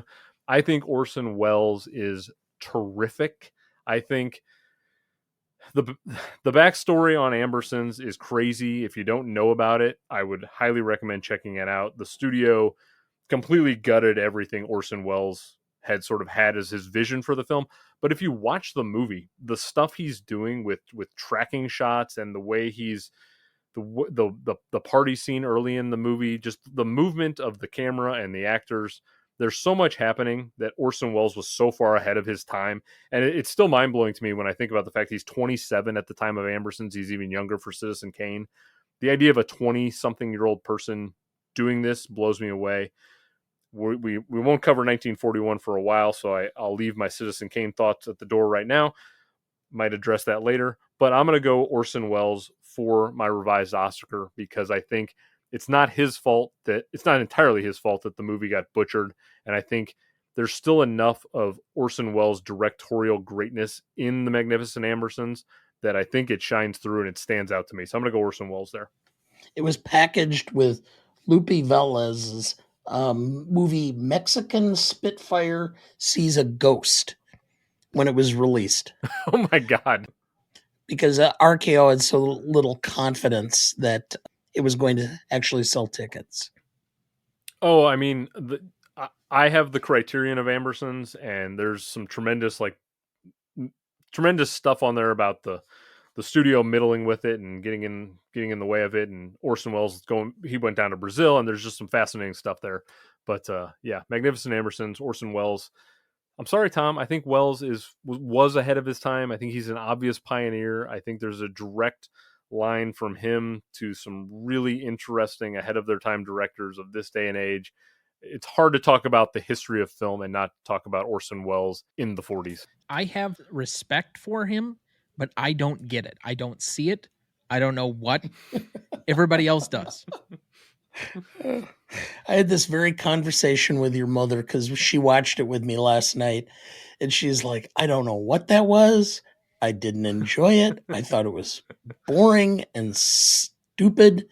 And I said, I don't know. I thought it was good. I enjoyed it because it was the story of, multiple wealthy, influential families who lose everything because of lack of thrift, arrogance, stupidity, malfeasance, however you want to say it. And that's, and we started talking about how she never had to deal with the same things I did in college, which she went to a state school. I went to a private college, and I saw kids that were that level of entitled, and it changed my perspective of life.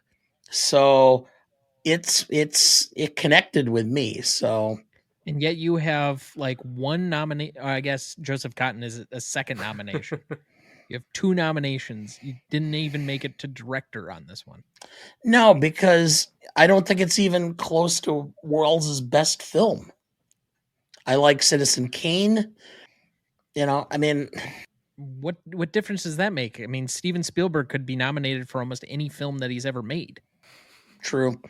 I mean, Alfred Hitchcock probably should have been nominated 12 times. Yeah, he fell right outside the category for me, but yeah, I like it better than you do, Tom. Well, that's by far. for damn certain. Ambersons as a whole is just such a hard conundrum of a film because you can't put aside the fact that it's not what it could have been, should have been, whatever. It's a weird conundrum. It's a unique case of a film, and it's confounding. But I had to get Welles in there. I just thought there are so many moments in there, regardless of whatever and Robert Wise, who was the editor on the film, whatever he did in the final cut, it was still primarily what Welles shot. And regardless of how they wanted to splice it together in the end, which didn't completely come together cohesively, you see it and you're like, okay, Welles was doing so much different with the medium at the time, in my opinion, that it's hard to overlook his achievement as a director. Again, in his 20s, like the fact that a 25, 27-year-old person is shaking up the industry in such a way is just so unique and he's one of one.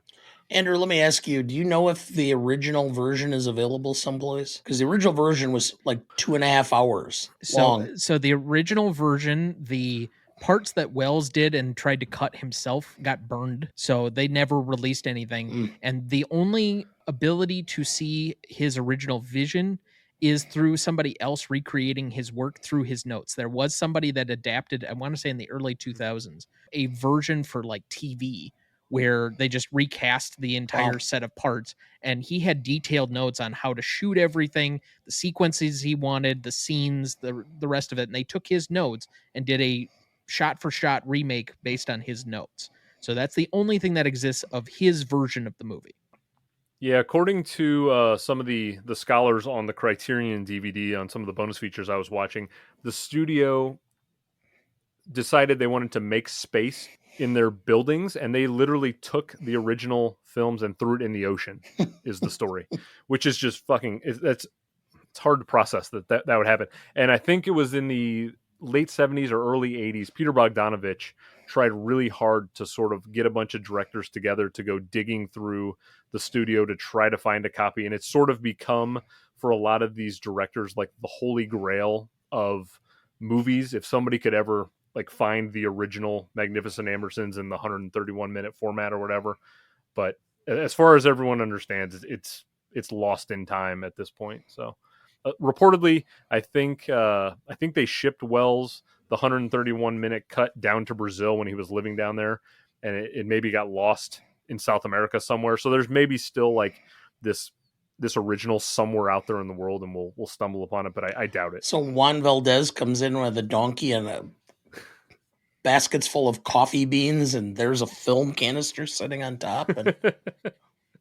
Yep. Okay. Yep, pretty much, yeah. All right, well, Tom, let's. We know Orson Welles is not coming up in year 5, but let's see what you got. He's my number 10. Okay. All right. Number 5, I have a name that's come up already, but Mervyn LeRoy for Random Harvest. 4, I have George Stevens for The Talk of the Town. 3, I have Raoul Walsh for Gentleman Jim. 2, I have Alfred Hitchcock for Saboteur. And number 1, I have Irving Rapper for Now Voyager. Wow, okay. So Voyager really connected with you. Yes, it did. Very much so. I often, and you'll notice this from among a lot of my picks, is where certain movies have crossover among a lot of different things. There's usually not like one strange nomination and like this one standout performance gets one nomination that just kind of sneaks in and maybe has a winner. It's usually that like my winners and my nominations all come from about 5 or 6 different films, and I just like similar performances across all of them. And so I figure out how to pair all of those things. But yeah, Now Voyager I thought was the most emotionally profound movie, even though I don't think it had quite as much visual direction. It was getting a lot out of its actors, and I thought, a combined cast as well as the set changes and the amount of things that were going on in the film, and to track it for, even though I don't know what the exact time period is, like it could be a year, it could be multiple years. I don't know how long the interval from beginning to end of the film actually is, but it feels like it could have taken place over multiple years or multiple months. And I think they do make reference to it slightly within the film, but you just kind of lose yourself into what it says about humanity, about parenting, about the love of children. So there was a lot for me emotionally that I invested in the film, and so because of that, usually the one that's the most emotionally connective for me tends to get pretty high on my list. I have him as my winner. No, you can tell exactly how long of a time frame it was, because when Paul Connery starts talking about his daughter earlier in the film, she's 7. And by the time she meets up with Betty Davis later in the film, she's 12. So it's 5 years. Well, and then there's probably a good year where she's living with her. Yeah. So you're talking 5 to 6 years. See, I wanted to say there was a different time frame in that, but okay. Now, none of us picked William Wyler as our winner. I think he's a goated director at this point. It's hard to argue with that. I mean, on the Gmote Director Pantheon, which everyone should check out, shameless plug to you guys, he's on tier 2 on your Pantheon. He's alongside Chris Nolan, David Lean, Coppola, Capra, Ford, Tarantino, Leone, Lumet, Kubrick. Hell of a tier you've got William Wyler on right there. I don't know about you two, but I think that Wyler has at least 5 other better films than Mrs. Miniver. Best Years, Ben-Hur, Roman Holiday, Friendly Persuasion, Detective Story would be the 5 that would come to mind. Above it, I don't think he's doing anything groundbreaking with Miniver. And so if you're a listener right now and you're going to see these options, I know Wyler has, sort of a name in, director greatness. I don't think Mrs. Miniver is anywhere close to his best work. Do you guys disagree at all? No, it's pretty plain. I think it's emotionally wrought towards the end of it. He brings it home. And so you can see why it was the crowd favorite of that particular year, especially with the way it kind of ends, both with the flower competition and then going to that, but then it ends on such a sour note with Henry Travers' character passing away, with Teresa Wright's character passing away. Then they have that really emotional finish in the church ascending into the heavens as kind of a representation of things. But it's still, there's a good section of this movie that just feels really slow and kind of pandering to a bit. Now, I say that obviously with the benefit of hindsight, but at the time, it's not hard to see why this was like the runaway favorite of that year. I just now looking back on it, it's like, really? Does it really have all that much profound to say? Or was it just like in the moment, this was the thing? Yeah, that's kind of where I'm at. What about you, Dana? Do you think it's Weiler's anywhere near his best stuff? No, and in fact, I would say I would create my own new category or new award that you were mentioning, and that's the Leonardo DiCaprio Award, which you give an award not for your best performance because you haven't won one before. So it's like Leo and The Revenant. It's like a shitty performance, but because we've screwed up many times before, we're going to give it to you now. Somewhere Kieran B is yelling at his computer screen. As we do The Revenant next month on the show, we'll be talking Revenant very soon. I mean, the entire film he's just grunting. Oh wow! And getting completely raped and humped by a bear. Yeah, but other than that, it was a great performance. It was actually a great performance. It's just not in his top 5. No, and that's just it. And so I propose that new category of I got the award simply because everybody says I screwed up before. It's it's kind of like James Stewart in the Philadelphia Story, Can I etc. slightly change the award? Okay. Let's make it the Al Pacino Award.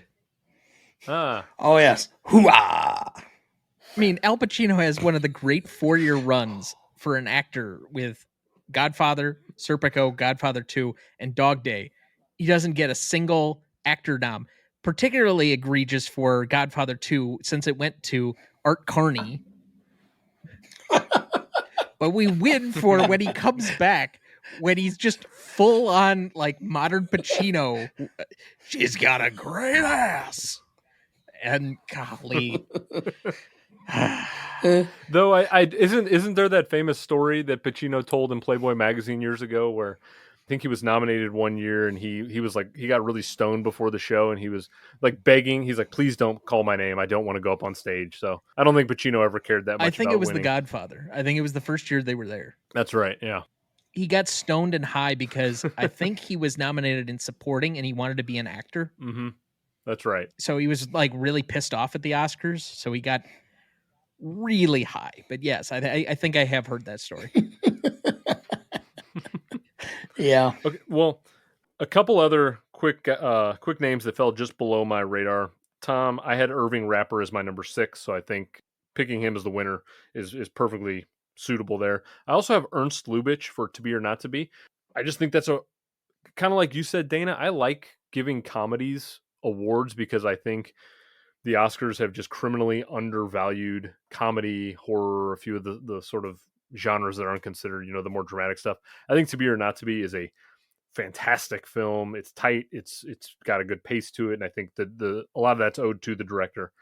Either of you guys have any directors you want to shout out real quick? I had Curtiz as my number 6. I do think for a biopic, it's actually really engaging and entertaining.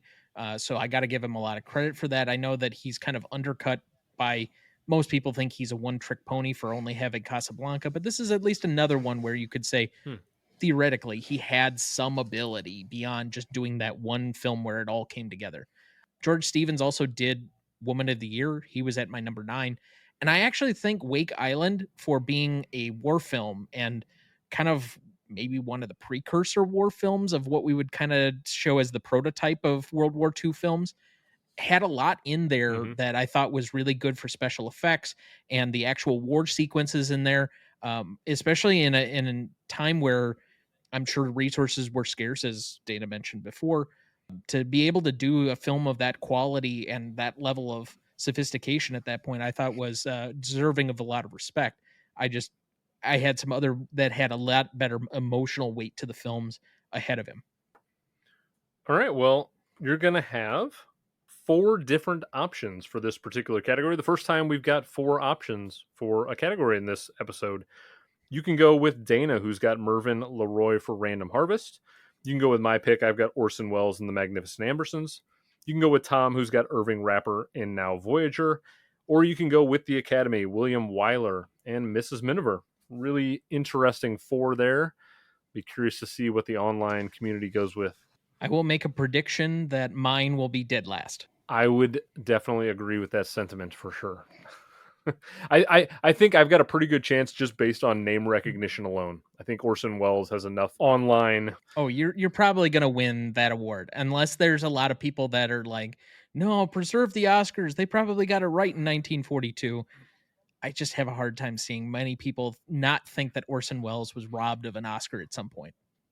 Yeah, so that's what I was kind of banking on there. So what you're saying is you're playing to the fan vote? There's always an element of strategery going on with me, yeah. Well, on the same lines, William Wyler holds the record for most Best Director nominations ever with 12. I think he is now tied or maybe just one ahead of Martin Scorsese. But he only won 3 times. How many times was he nominated before he won for Mrs. Miniver? 3. That was like great, spot on synergy. It was 4. If you can name any of the films, I'll let you redeem yourselves. Was Detective Story before 42? Well, it might have been, but it wasn't one of the nominations. Wasn't one of the nominations, yeah. Nothing's coming to mind now. No. His first one was for 1936, Dodsworth. The second one is a film that Dana does not care for, but I think he is vastly underrating this film. 1939's Wuthering Heights, which I actually think is better than Mrs. Miniver. Oh, yeah, getting ready to get remade by Emerald Fennell coming up. Yep. 1940, The Letter. 1941, The Little Foxes with Bette Davis. Okay. And then Mrs. Miniver. So he was 4 times in a row nominated, and this is the one where he finally received his Oscar. Fascinating. Okay.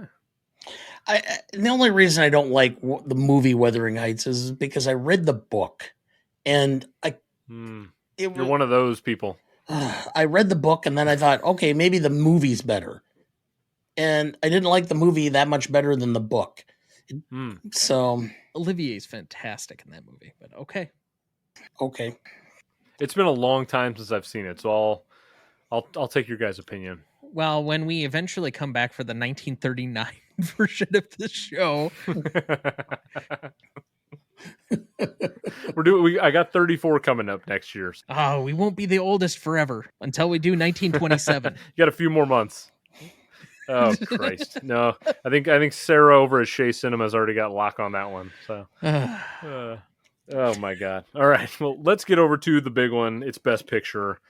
So the actual nominees for 1942 in Best Picture were 49th Parallel, King's Row, The Magnificent Ambersons, The Pied Piper, The Pride of the Yankees, Random Harvest, The Talk of the Town, Wake Island, Yankee Doodle Dandy, and the winner was once again Mrs. Miniver. Because this is a year with up to 10 nominations allowed at the actual ceremony, or at least what they nominated, which was 10, we're going to adhere to those rules, and we can nominate up to 10 depending on how many you deem worthy. It was not up to 10, so you have to have 10. You have to? Okay, well, good. I have 10. I know this was difficult for you, Andrew. It was like pulling teeth, but you got 10. All right. It sucks because literally on the last episode, I said anytime there's 10 nominations, I have no problem finding 10 worthy films, and I was put to the test immediately because there were barely 10 worthy films, but I made it there anyway. Again, if you're listening, I love movies from the 40s. 1942 just wasn't one of them. Sorry. Okay, so my Best Picture nominees for 42 are 49th Parallel, Gentleman Jim, The Magnificent Ambersons, First time we've mentioned it tonight, but The Murderer Lives at number 21, a really good international film I liked from that year. Now Voyager, There Was a Father, This Gun for Hire, To Be or Not to Be, another first time name, Went the Day Well, and Woman of the Year. So those are my 10. And I've already given the movie multiple wins, so there's going to be no surprise what I'm going to say here. We're never going to get the actual Orson Welles version of the movie, but I think based on what Welles said himself, if the original version would have been released, he believes it was even greater than Citizen Kane, which has remained one of the cornerstone films in Hollywood history. But I think the 88-minute film is so rich in thematic weight. The acting's great. The directorial genius, I believe, is one of the most interesting things and ahead of its time.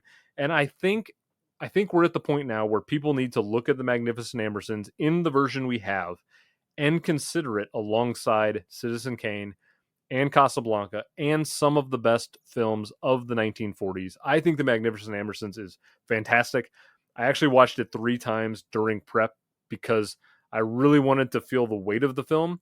And I think at 88 minutes, it actually moves along at a really nice clip. I never get bored with it in all the time I've watched it. And again, the backstory I think is so fascinating. I think it's so criminal that we never got the Orson Welles version because, you know, like Tom, you had mentioned that people have kind of restored the film in their own kind of way. And Welles had talked with some scholars about what he was going to do with the movie. And I think it would have been a really interesting thing to see in its final version. But the version we got is still one that is by far the most interesting thing I saw in 1942. So it's my winner, Magnificent Ambersons. Tom, we'll go over to you now. Okay. Number 10, I have Wake Island. This is kind of a respectful thing, given that, again, I think some of the war sequences in this were well ahead of their time. We're kind of flashing forward to a lot of the other war films we would see pretty close to this coming up. Number 9, I have Saboteur. Somewhat out of respect for Alfred Hitchcock, I don't think it's one of his best films. I don't think it's in his top maybe 15, but it's still a fairly well-directed film. The actors in it aren't particularly bad either. Like Bob Cummings and I can't think of her name at the moment, Priscilla Lane, are also particularly good in this film. I do think it has some really good suspenseful sequences. The ending's decent. So I do think that it deserves to be up this high. Number 8, not a film that I particularly went out of my way to enjoy. I thought it was dragged a lot. It was slow in a lot of spots, but it ends well enough to deserve this spot. I have number 8, The Pride of the Yankees. 7, Woman of the Year. 6, Mrs. Miniver. 5, Yankee Doodle Dandy. 4, Random Harvest. 3, The Talk of the Town. 2, Now Voyager. And number 1, Gentleman Jim. Wow. I love Gentleman Jim. Tom, you have shocked me, my friend. I know. I thought beforehand you were going to go Miniver. Then as this episode has gone along, I thought Now Voyager was definitely going to be your number 1. And you swerved there at the end with Gentleman Jim, which I love hearing because I am a huge advocate of that movie as well. You just watched it in the last couple of days, right? Like that was your... Yesterday. I think it was the last movie I got in yesterday.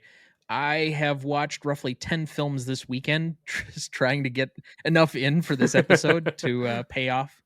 But I thought Errol Flynn is fantastic in the movie. I thought the boxing sequences, even though they pale in comparison to some of the modern stuff, like you're not going to get anything from like any of the Rocky franchise or Raging Bull as far as sound effects and some of the other things. But it's very fascinating to see kind of that early turn of the century look into a sport that I think captivated America for so long. And you have such a great charismatic lead. The stuff where he's interplaying with his brothers and his father, I think is just engrossing. And he's such a great charismatic lead in this. But the point where, because I had this, I was about ready to finish the film and I was starting to put all of the stuff into my list. And I had this in at number 3 behind The Talk of the Town, or I guess that was actually today. So I had it at number 3 behind Random Harvest and Now Voyager. Now Voyager was going to be my number 1. But then you get that seed between him and Ward Bond at the end, and I'm just like, oh shit, this is number one, isn't it? So that scene for me took it from an A to basically an A plus for this year. Like, it's not a 5-star movie for me, but it is definitely the one I would probably recommend the most. And then I think any of my top 5 I would recommend to anybody. Yeah, it's shocking how few people have heard of Gentleman Jim.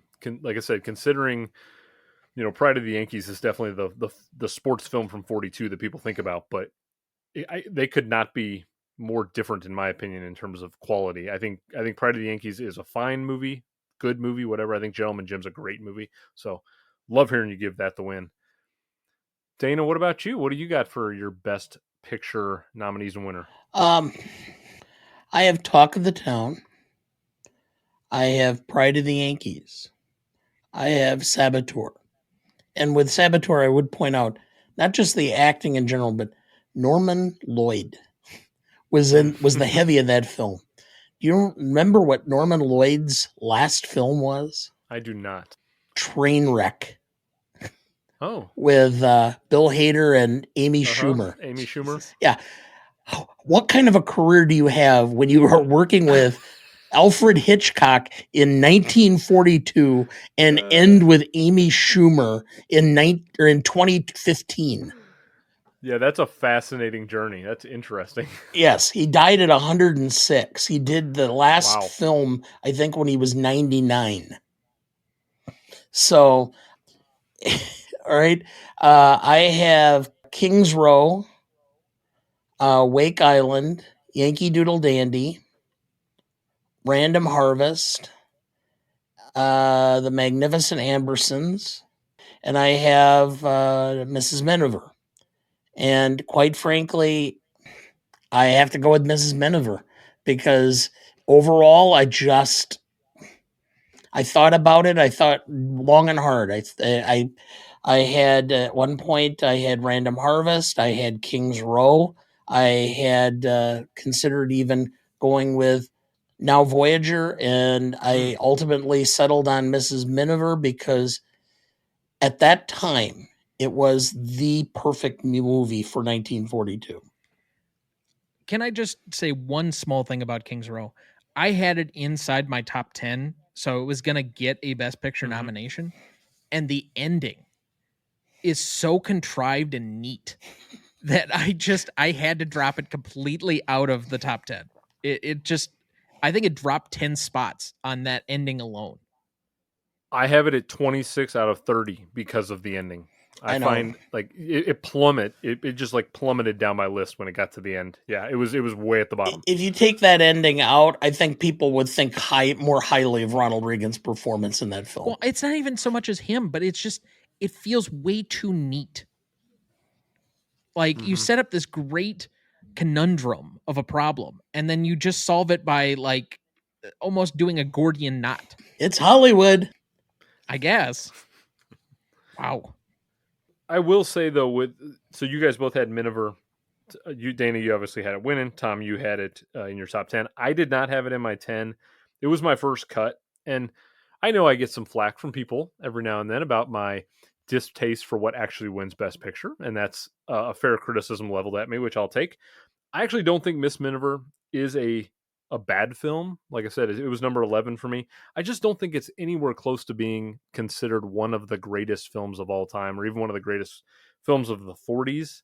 It's just, I think it has gotten lost in the shuffle, deservedly so, because I think it's just, again, I just don't think it has a lot of heft to it in the grand scheme of things. So I don't know. I thought Miniver was fine. That's kind of where I was with it. But I don't like when a Best Picture winner is fine, because by nature I'm going to be kind of bitter and sour towards a fine Best Picture winner, like a Coda or something. Which I love Coda. I think it's a great movie. It moved me, but I just don't think it's a Best Picture movie. And that's kind of where I'm at with Miniver. The perfect Dana reaction. He takes a drink.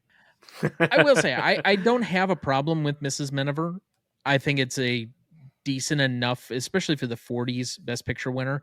Is it among the top Best Picture winners ever? No, I'm sure I could look it up on my list that I release annually of what I think are the Best Picture rankings, just generally. But I think if you take only the last scene away, you think it's probably better than it probably is. But now kind of watching it, because I think I last watched it about 4 years ago, so it might have been a pandemic watch. I just don't know. There's a lot of unnecessary fluff in this for me. There are certain scenes that just don't really need to be there. There's certain plot lines that just feel a little unnecessary, and I don't really get the point other than speaking to a attitude or a feeling that they were collectively having at the time. And if that's what was going to win the award, like I don't fault that it won. It probably should have won, given what these films were all collectively about. It's the film that probably hits the heartstrings the most of what they were collectively all thinking. But is it the best film in hindsight? No. That's why it's my number 6. And I don't know if I would suggest it to everybody because you have to have such context before you watch it. Yeah, it's a good point. Okay, well, you're going to have 3 different options when we get to the vote. You can go with Tom, who's got Gentleman Jim. You can go with myself. I've got Magnificent Ambersons. Or you can go with Dana and the Academy, who both have Mrs. Miniver. Tom, before we get to your trivia, though, let's quickly go to our predictions. I would just like to say I got 0 out of 6 for Tom. I had no clue what Tom was going to go with. And Dana, I got 2 out of 6 for you. I got your picture and your supporting actor. So I'll take it. I thought I was going to go 0 for 6 on both of you. So I'll take 2 out of 6.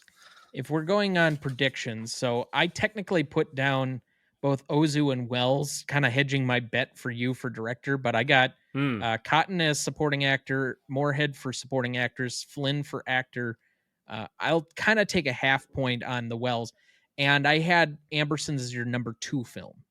I had There Was a Father as the other predicted nominee. However, even though we tend to agree so much on our own show with each other, I am 0 for 6 with my father on predictions. That's amazing. I had Miniver as your number 2 film. That's the closest I got to any of them. I had you giving Teresa Wright for Mrs. Miniver, which apparently was very off. Oh, you know what? I got 1. I got Betty Davis. You gave Betty Davis the best actress, so I got 1. But I thought you'd have Hitchcock higher. It was a poor performance. Now, I will say that of the and you would have to check me on this. So I predicted all 10 of your nominees for Best Picture, or tried to. So for Dana, I had The Pied Piper, which I don't think made it. Woman of the Year, I think was in yours. Wake Island, I know was in yours. Pride of the Yankees, Random Harvest, Yankee Doodle Dandy, Now Voyager. Was that in there? Yes, it was. I had Saboteur, Ambersons, and Miniver. So I think I got 9 out of your 10. What was the one I missed? You had Pied Piper, and I had... Did you have Talk of the Town in there? No. Okay, so that is the one that I missed. All right. And then for Andrew, I think I got most of yours, but I had Woman of the Year as your number 10. I had Random Harvest as your number 9. Miniver is 8, so that one obviously is wrong. I had To Be or Not to Be, which I think I got right for you. This Gun for Hire at 6. Gentleman Jim 5. Now Voyager 4.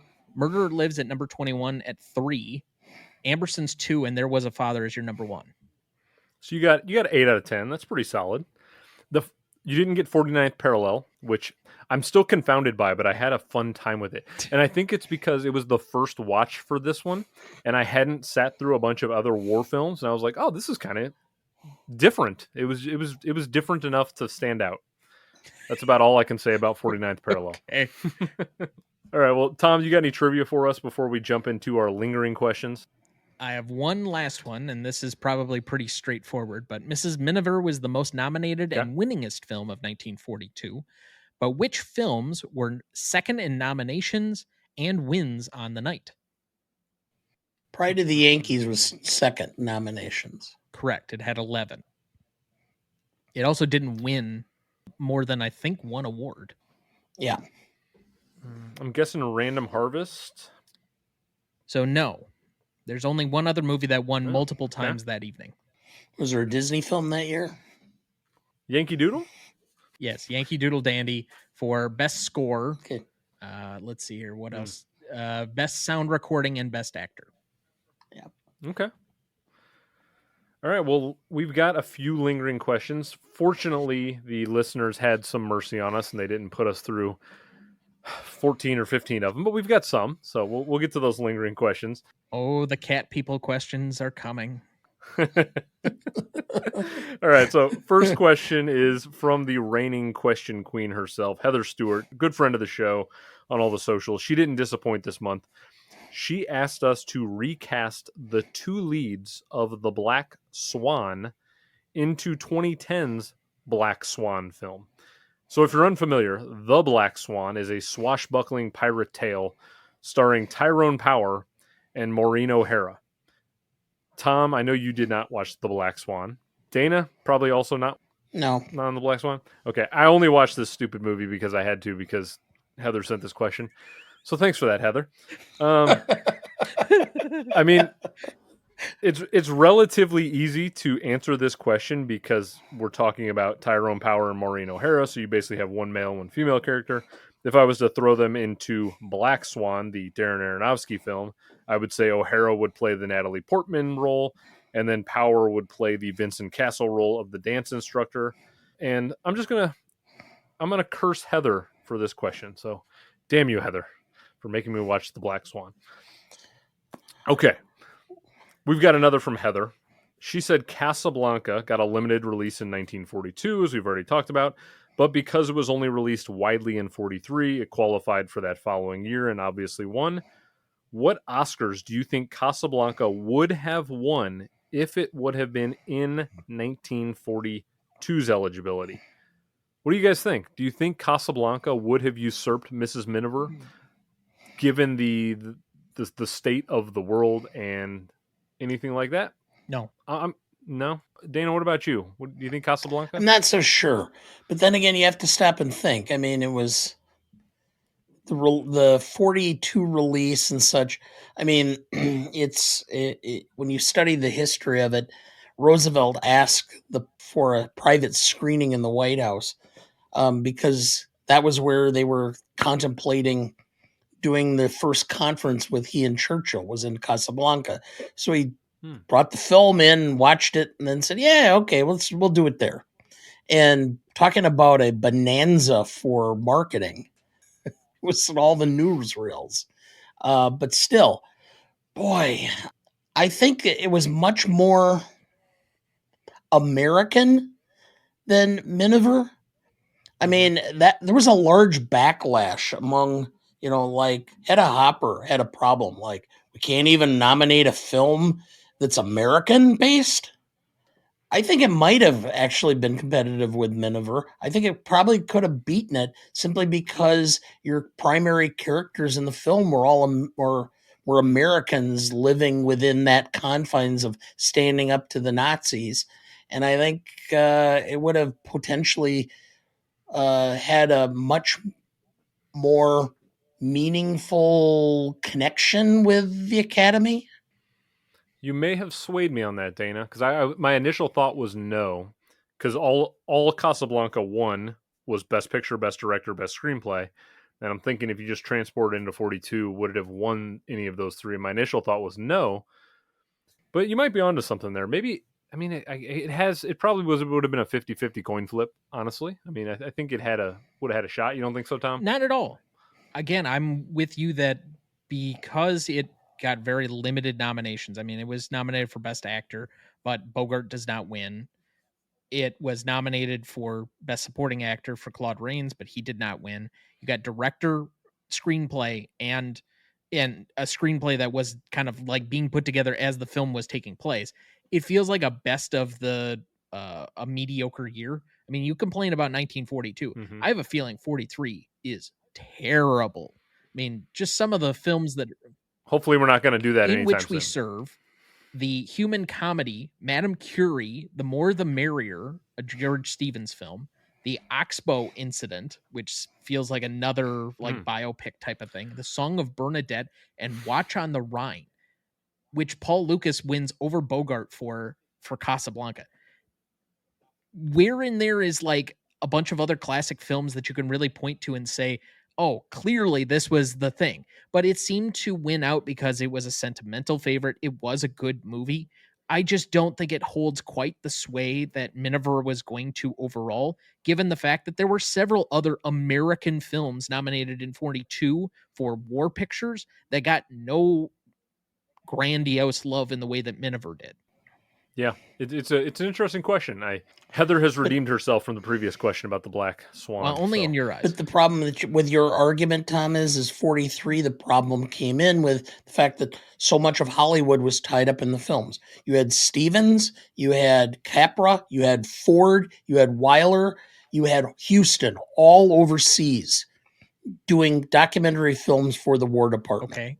You had Clark Gable flying B-17 Liberators over Germany during the war. Jimmy Stewart over. You had James Stewart. It's still neither here nor there. That makes it seem you just didn't have the same level of directors and actors available. That still is neither here nor there, because the fact that it only wins 3 awards for a film that's clearly substantially better than the rest of these, to me, says it didn't have the sentimental favoritism that it should have had. And in years later, we've subsequently come back to it and said, wow, this is a really great film. But by 1943's Academy, or the Academy Awards in early 1943, we had become less patriotic. We had become more comatose to the war because things had not gone as well as we had hoped. We were making slow progress in the Pacific. We had no idea of when the invasion in Europe was going to take place. We had slugged it out in North Africa, into Sicily, into Italy, and were stalemated by the early part of 43. And so I think there was just a general fatigue of war by the time Casablanca came up that year. And I think if it would have been earlier, during a more patriotic, rah-rah America time frame, it would have gotten more nominations and would have done better in the Academy Awards. Well, what I'm going to do is I'm definitely going to clip this little section question right here, and I'm going to throw it up on social media, because I think this will be an interesting question for the public, because I could talk myself into either answer, but I'm inclined to say it would have had some trouble against Miniver. If you put it to a social media vote, it won't matter. Casablanca will win 90% to 10% because it's just the superior film. Like, that's not in question. That's true. It's which film would have won given the context of the years that it was in. And I don't think that the general public is looking into it in the same way that we are, or at least film Twitter is not. I'm going to put it up anyway and just see what the film community spits back at me. All right. I want a full report on the next episode. Yes, you can frame it even, is Dana all full of crap, or is it Tom that's full of crap? Because then, of course, you're going to get it. That will be the question. The friendly uncle. You get to be the silly character and the one who's much more charismatic. I have to be the one who reins you in. So, of course, the disciplinarian. Yes. You get to be Jack Nicholson. I get to be Nurse Ratched in this scenario. We both get our acting Oscars, but the thought of you in a white uniform like that. Ugh. Ugh. Time for your sponge bath. All right. Well, we got one more from. We've got. It's time for cat people. So here we go with cat people.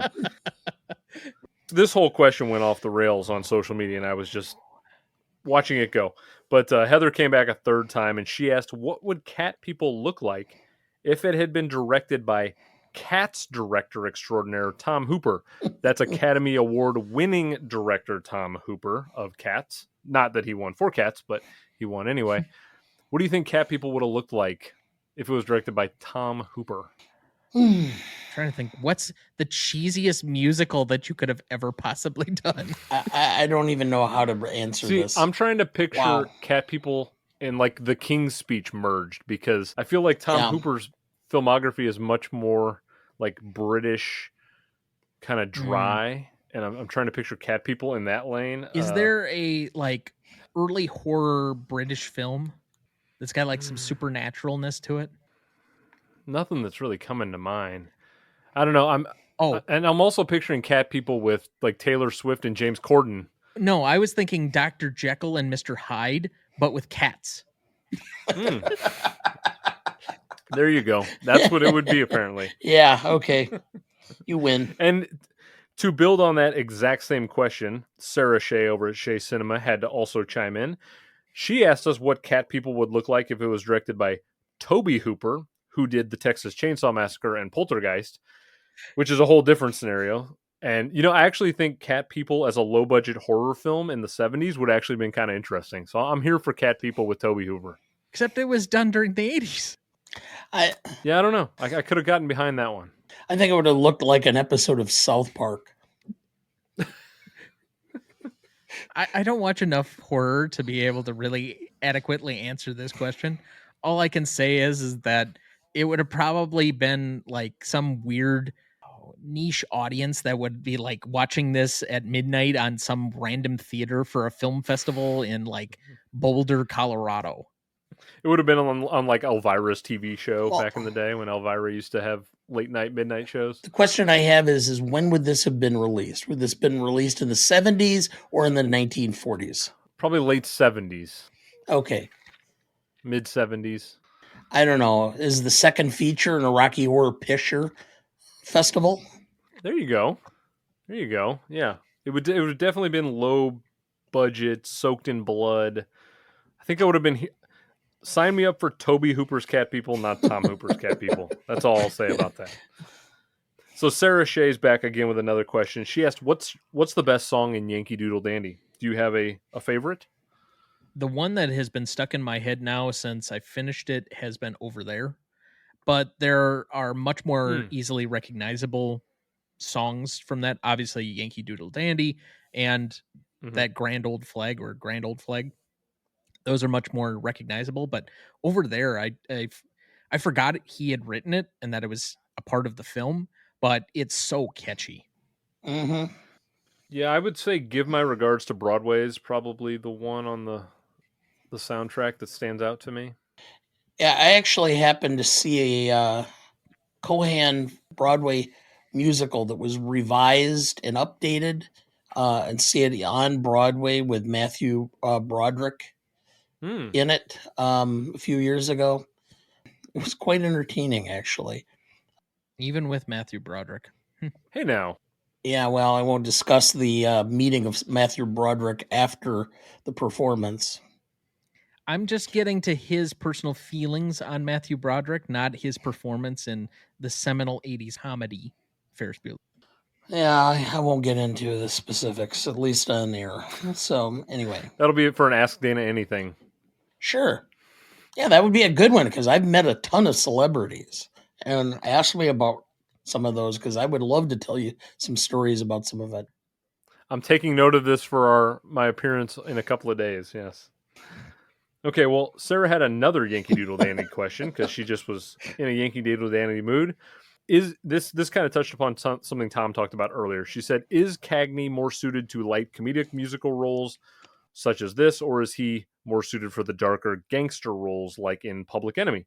I'll quickly say I think he's fine in the light comedic stuff, but I think of him in White Heat, Roaring Twenties, Angels with Dirty Faces.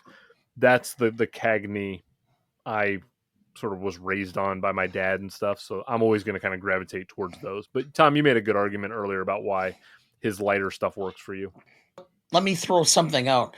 Think of him in a role that he did not perform in, which was the Robert Preston role as Henry Hill in The Music Man. The Music Man. Could you see Cagney in that performance? I could. Yeah, I suppose I could. Although I really love Robert Preston in that film, so it's hard for me to see anybody else. But okay. Robert Preston's movie career kind of fizzled out, and so he went to Broadway and then did that, and then went back to Hollywood as a result of it. So, but again, I think that's probably the case. I think he had it's one of the reasons why I said that Fred McMurray was wasted doing comedic roles and doing the flubber and all that, because he was such a nice guy. He gave the appearance of always such a wonderful person, like a normal neighbor, like somebody that you'd love to have sit down and have a drink with, play golf with, whatever. But he had this sinister streak in him that if they turned around and said, oh, yeah, he embezzled $150,000 from his employer, you'd go, oh, yeah, I can see that. And I think Cagney has some of that same quality where he would be the friendly guy that you'd know and you talk to, and then they'd go, "Oh yeah, and he's also been working as a loan shark." Oh yeah, okay, I got that too. Fits the bill, yeah. Yeah. And we're going to have another question from Sarah. She brought a sports question, which ties things nicely back into past episodes and some of Tom's infamous questions of the past. So, where would you rank The Pride of the Yankees among other baseball films? Okay, so she did limit it just to baseball films. Just talking baseball films. It does not crack the top 20. That's bold. Okay. I like the boldness of that take. There are so many baseball films. Sandlot, Bull Durham, Major League, Field of Dreams. I would put Little Big League ahead of Pride of the Yankees. Damn right. Damn right. I mean, it's just not that entertaining, and it's kind of more of a biopic. It doesn't focus a lot on the actual baseball or the sports aspect of it. I have The Natural. I'm trying to think there are just a lot of baseball movies, so it's hard to put this. I would put 61 ahead of it. Dana, what about you? I wouldn't even rank it as one of the better Yankee. Well, it's better than at least one Yankee film, because 8 years later, after Babe Ruth died, William Bendix played Babe Ruth. Oof.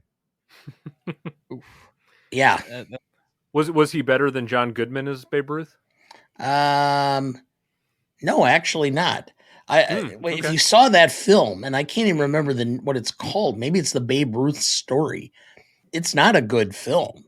And I think it was just basically trying to figure out, okay, we did one for Lou Gehrig, so let's do one for the Babe.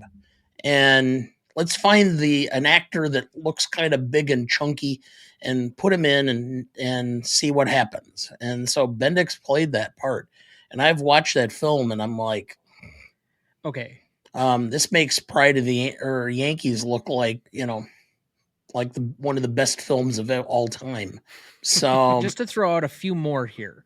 Okay. Angels in the Outfield, Rookie of the Year, A League of Their Own, Moneyball, The Rookie, all better than Pride of the Yankees. I will say Pride of the Yankees is better than Major League 2. Yeah, okay. I'll side with you on that one. Yeah, so Caddyshack 2. Yes. Oh, that's not a baseball Bad film. News Bears. There you go. Oh, yeah. The original. Yeah, definitely not the Billy Bob. And I would much rather watch, even though it's not a better film, but I'd much rather watch The Benchwarmers than Pride of the Yankees again. That's got to be near and dear to you, Tom. I think over the years, Pride of the Yankees just continually slips in stature. I mean, it's so outdated at this point. I've got 2 tiers of baseball movies for Sarah. I've got my Mount Rushmore, which is Field of Dreams, League of Their Own, Bull Durham, and Little Big League. Actually, it's The Sandlot, but Little Big League's just near and dear to my heart. But there's also 8 Men Out, 61, Moneyball, Major League, Natural, Everybody Wants Some, Bad News Bears, 42. There's a plethora of amazing baseball films that are both serious and then kid friendly that Tom and I grew up on. And so there's probably 25 movies I'd rather watch baseball related over Pride of the Yankees. So it's nice to see we're all kind of in line with that one for sure. And we've got one more from Sarah Shea, and this one has several parts to it. Oh, a multi-parter. So okay. We waited until this is the last question so that it wasn't the last question. It was the last questions. Yes, and I feel like I'm going to have to contribute the most to this darn question. Road to Morocco was the third road picture with Bing Crosby and Bob Hope, and it was nominated for Oscars for Best Writing, Original Screenplay, and Sound Recording. First question, did any of us manage to watch this during prep? No. Tom? No. Dana? Negative. I watched this for Sarah. I did not enjoy it. Her next question was, have any of us seen any of the other road pictures? And if you have, where would you rank Morocco among them? In total, there's 7. There's Singapore, Zanzibar, Morocco, Utopia, Rio, Bali, and Hong Kong, Dana, I feel like of the three of us in this room right now, you're the one that's maybe seen the most of these. I've seen most of them. Okay. It's been a while because most of the time this is, when I'm a kid and I'm thinking these are funny, which I don't think I would find to be the case anymore. Does one stand out to you as like, or are they all just so blended together that you I can't? couldn't tell you what one scene would be from one film or whatever. They were very cookie cutter. They were just churning them out because they were making a ton of money. They were just, and that's, and after the first one, Hope and Crosby held out and said, "We're not doing them unless we get a cut." They were one of the first to get a cut of the gross, and that's where they made their millions. In fact, when they were doing Road to Morocco, Hope looks at this and he's going, He says, "Let's renegotiate." So he made a deal that all the sand from the film had to be delivered to his home so he could make a 3-hole golf course. And they used it for sand traps because he said it was the best sand he'd ever seen. Did you know? I remember that from his biography I read. Tom, have you seen any of the Road films? Not a one. Okay. This would be 1 of 7 for me. And it sucked. It was terrible. It was and that's not I'm not knocking Bob Hope. I'm not knocking Bing Crosby. They're Bob Hope is not funny anymore. I'm not going to take shots at him. Like at the time, it probably made sense, but it's so aged out in comedy. It's just going to be hard for anybody with a modern aesthetic to think it's at all funny. Like I'm surprised when I went back and, as many Marx films are on like the greatest films of all time. I thought for sure that would be an absolute slog. I still find those funny, but that's like such a rare mirage in the desert compared to anything else from this time period of what everybody thinks is funny, because it's so slapstick, it's so one-liner, it's so cliche that we have such a graduated sense of comedy and humor at this point, and I am a comedy snob. So Bob Hope just does not do it. Well, and Bob Hope, when he first did his radio show, he's the one who created the opening monologue. So every television show, every talk show that has an opening monologue takes their cue from Bob Hope. If you listen to the old radio shows from the late 30s into the 40s, they're just not that funny. They're all little goofy one-liners that most people, I mean, you hear better jokes from your barber at this point in time.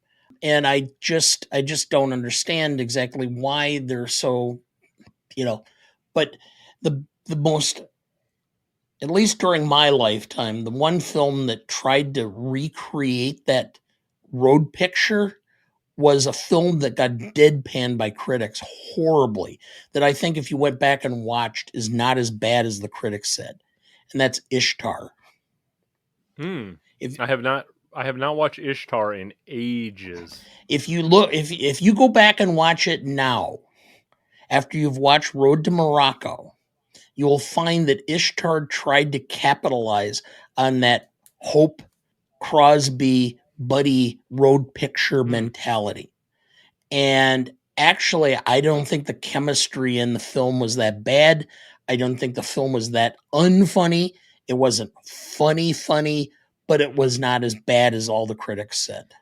On a different note, just for as far as we've graduated from comedy, the 50th anniversary of SNL is supposed to be next year, like early in the spring, I think.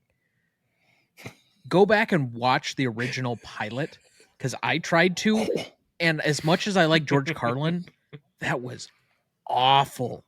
Like the only that whole first season, the only thing that holds up for just about anything before about the 90s for me as far as comedy is anything Eddie Murphy was in. Outside of that, nothing works. Oh, there are a few skits that are funny, and I take great pride in the fact that I'm happening to sit at home on a Saturday night, and I watched the first episode of Saturday Night Live when it was first broadcast, and in 1975, And I watched the entire first season. So I'm going to school and I'm quoting lines from Saturday Night Live, and all the other kids are like, "What are you doing? What the heck? What do you," because I was on it before everybody else.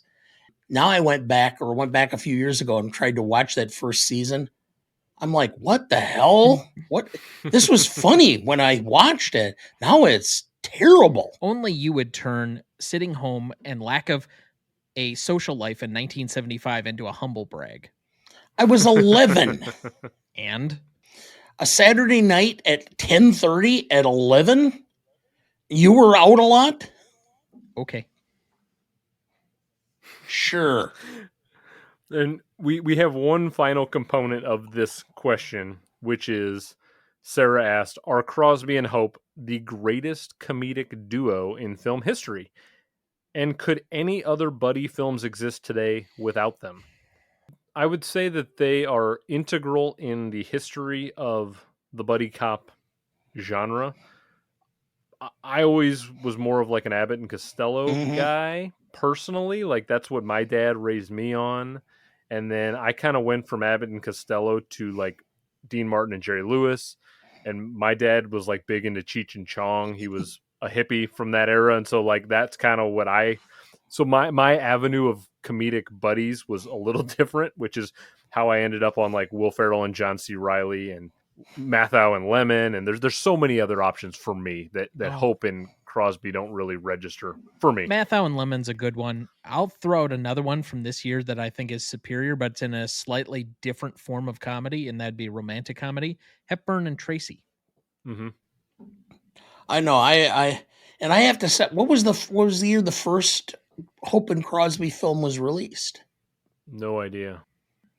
Because Abbott and Costello did Buck Privates, I believe, in 40. So the question is who was first? Who's on first? Aha. That's a good question. I always, like I said, my dad always just kind of taught me that Abbott and Costello were the first, but I've never really and they were huge on radio before that. So Road to Singapore was the first one from 1940. Okay, so I actually think Abbott and Costello was first. Yeah, that's kind of the direction I would lean. Yeah, because I'm pretty sure Abbott and Costello meet Frankenstein as well before that. I'll say I like Bing Crosby and Bob Hope more than Dwayne "The Rock" Johnson and Kevin Hart. I'll put them ahead of that buddy comedy duo. But I don't have a ton of reverence for Hope and Crosby. That's just for my taste. All right. And we have one final question. Last, certainly not least, buddy of the show, Seth Vargas over at Movie Friends Podcast, who's going to be appearing next year, asked, is To Be or Not to Be the tightest written comedy of all time? And I'm going to give you some additional context. I went to Seth's Letterboxd page and pulled his review. He said, when he reviewed the movie, he said, is this the greatest written comedy of all time? Impeccable. A ballet on barbed wire, and the dancer never cuts their feet. Every part of this works to the best version of what it could be. I have a new movie to recommend to every human being I meet. Now, I certainly don't have that much love the way Seth does for it. I had a really good time with To Be or Not to Be. Do you think it's the best written comedy of all time? If not, what do you have up there in that lofty air? It's hard to think of one off the cuff. I will say, out of the 21 films that I have on my list, To Be or Not to Be is my 20th. I did not care for the film at all. Wow, okay. I thought it was not funny. I thought it was way too slapsticky. I didn't care for Jack Benny at all. I thought if there were a redeeming quality in the movie, it was Carol Lombard. But outside of that, the notion of this troupe somehow getting involved in geopolitics made no sense to me.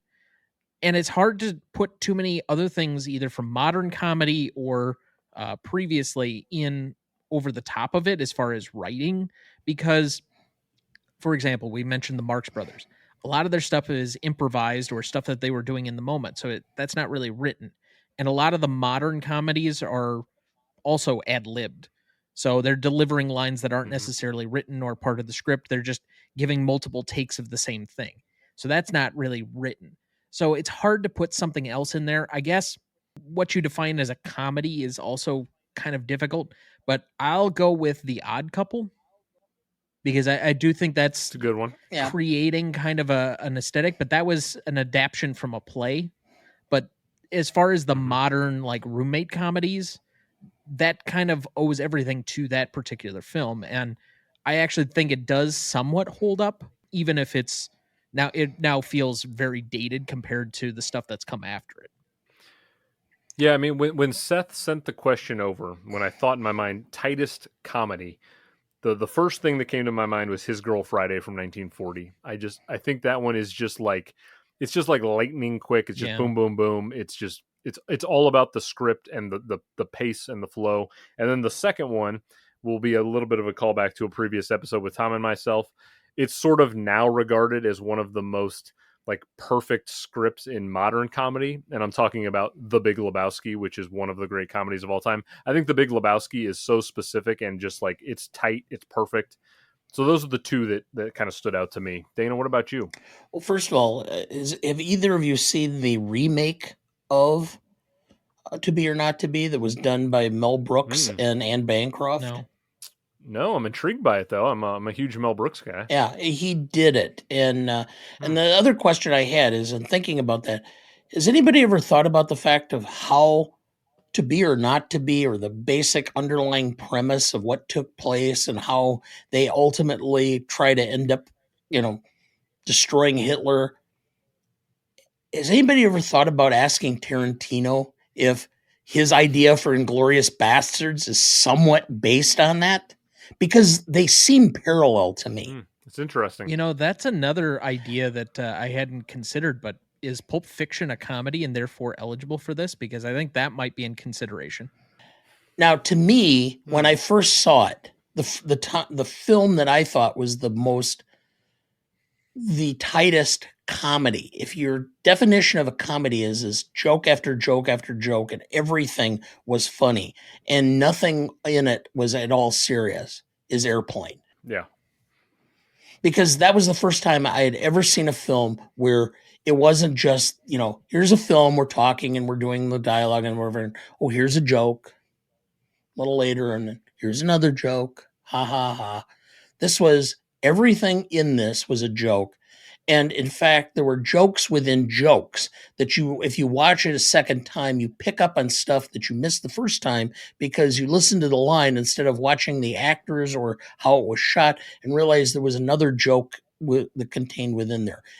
To me, when I first saw it, it was the most original thing I'd ever seen. And it changed my definition of comedy and how I viewed comedy from that point forward. The Airplane of sports movies, I will nominate Dodgeball. Pretty darn close. Yeah, that's a good one. Yeah, I wouldn't say To Be or Not to Be is one I'm going to go back and watch anytime soon. I definitely appreciate Seth being a big fan of it. It just didn't click with me on the level of some of like the great comedies that I've come across in my life, but solid comedy nonetheless. That is going to do it though for this recording. But again, this is only the beginning. Now that our picks have been made, it will ultimately be up to you, the fans, to decide what goes into the Almanac as the true winners. We're going to be putting up social media polls across 4 platforms in the coming days, and we need your votes to be cast. The more places you follow the page, the more opportunities you have to vote. Before we sign off, though, let's talk a little bit about what's still to come in 2024. Tom, this episode is going to go up the first Friday in September. That's September 6th.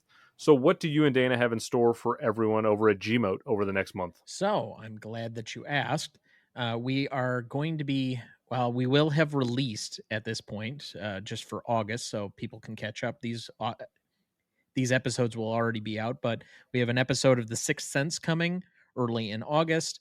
Then we have Do the Right Thing Revisited, which yours truly, for your show host here, will be a part of.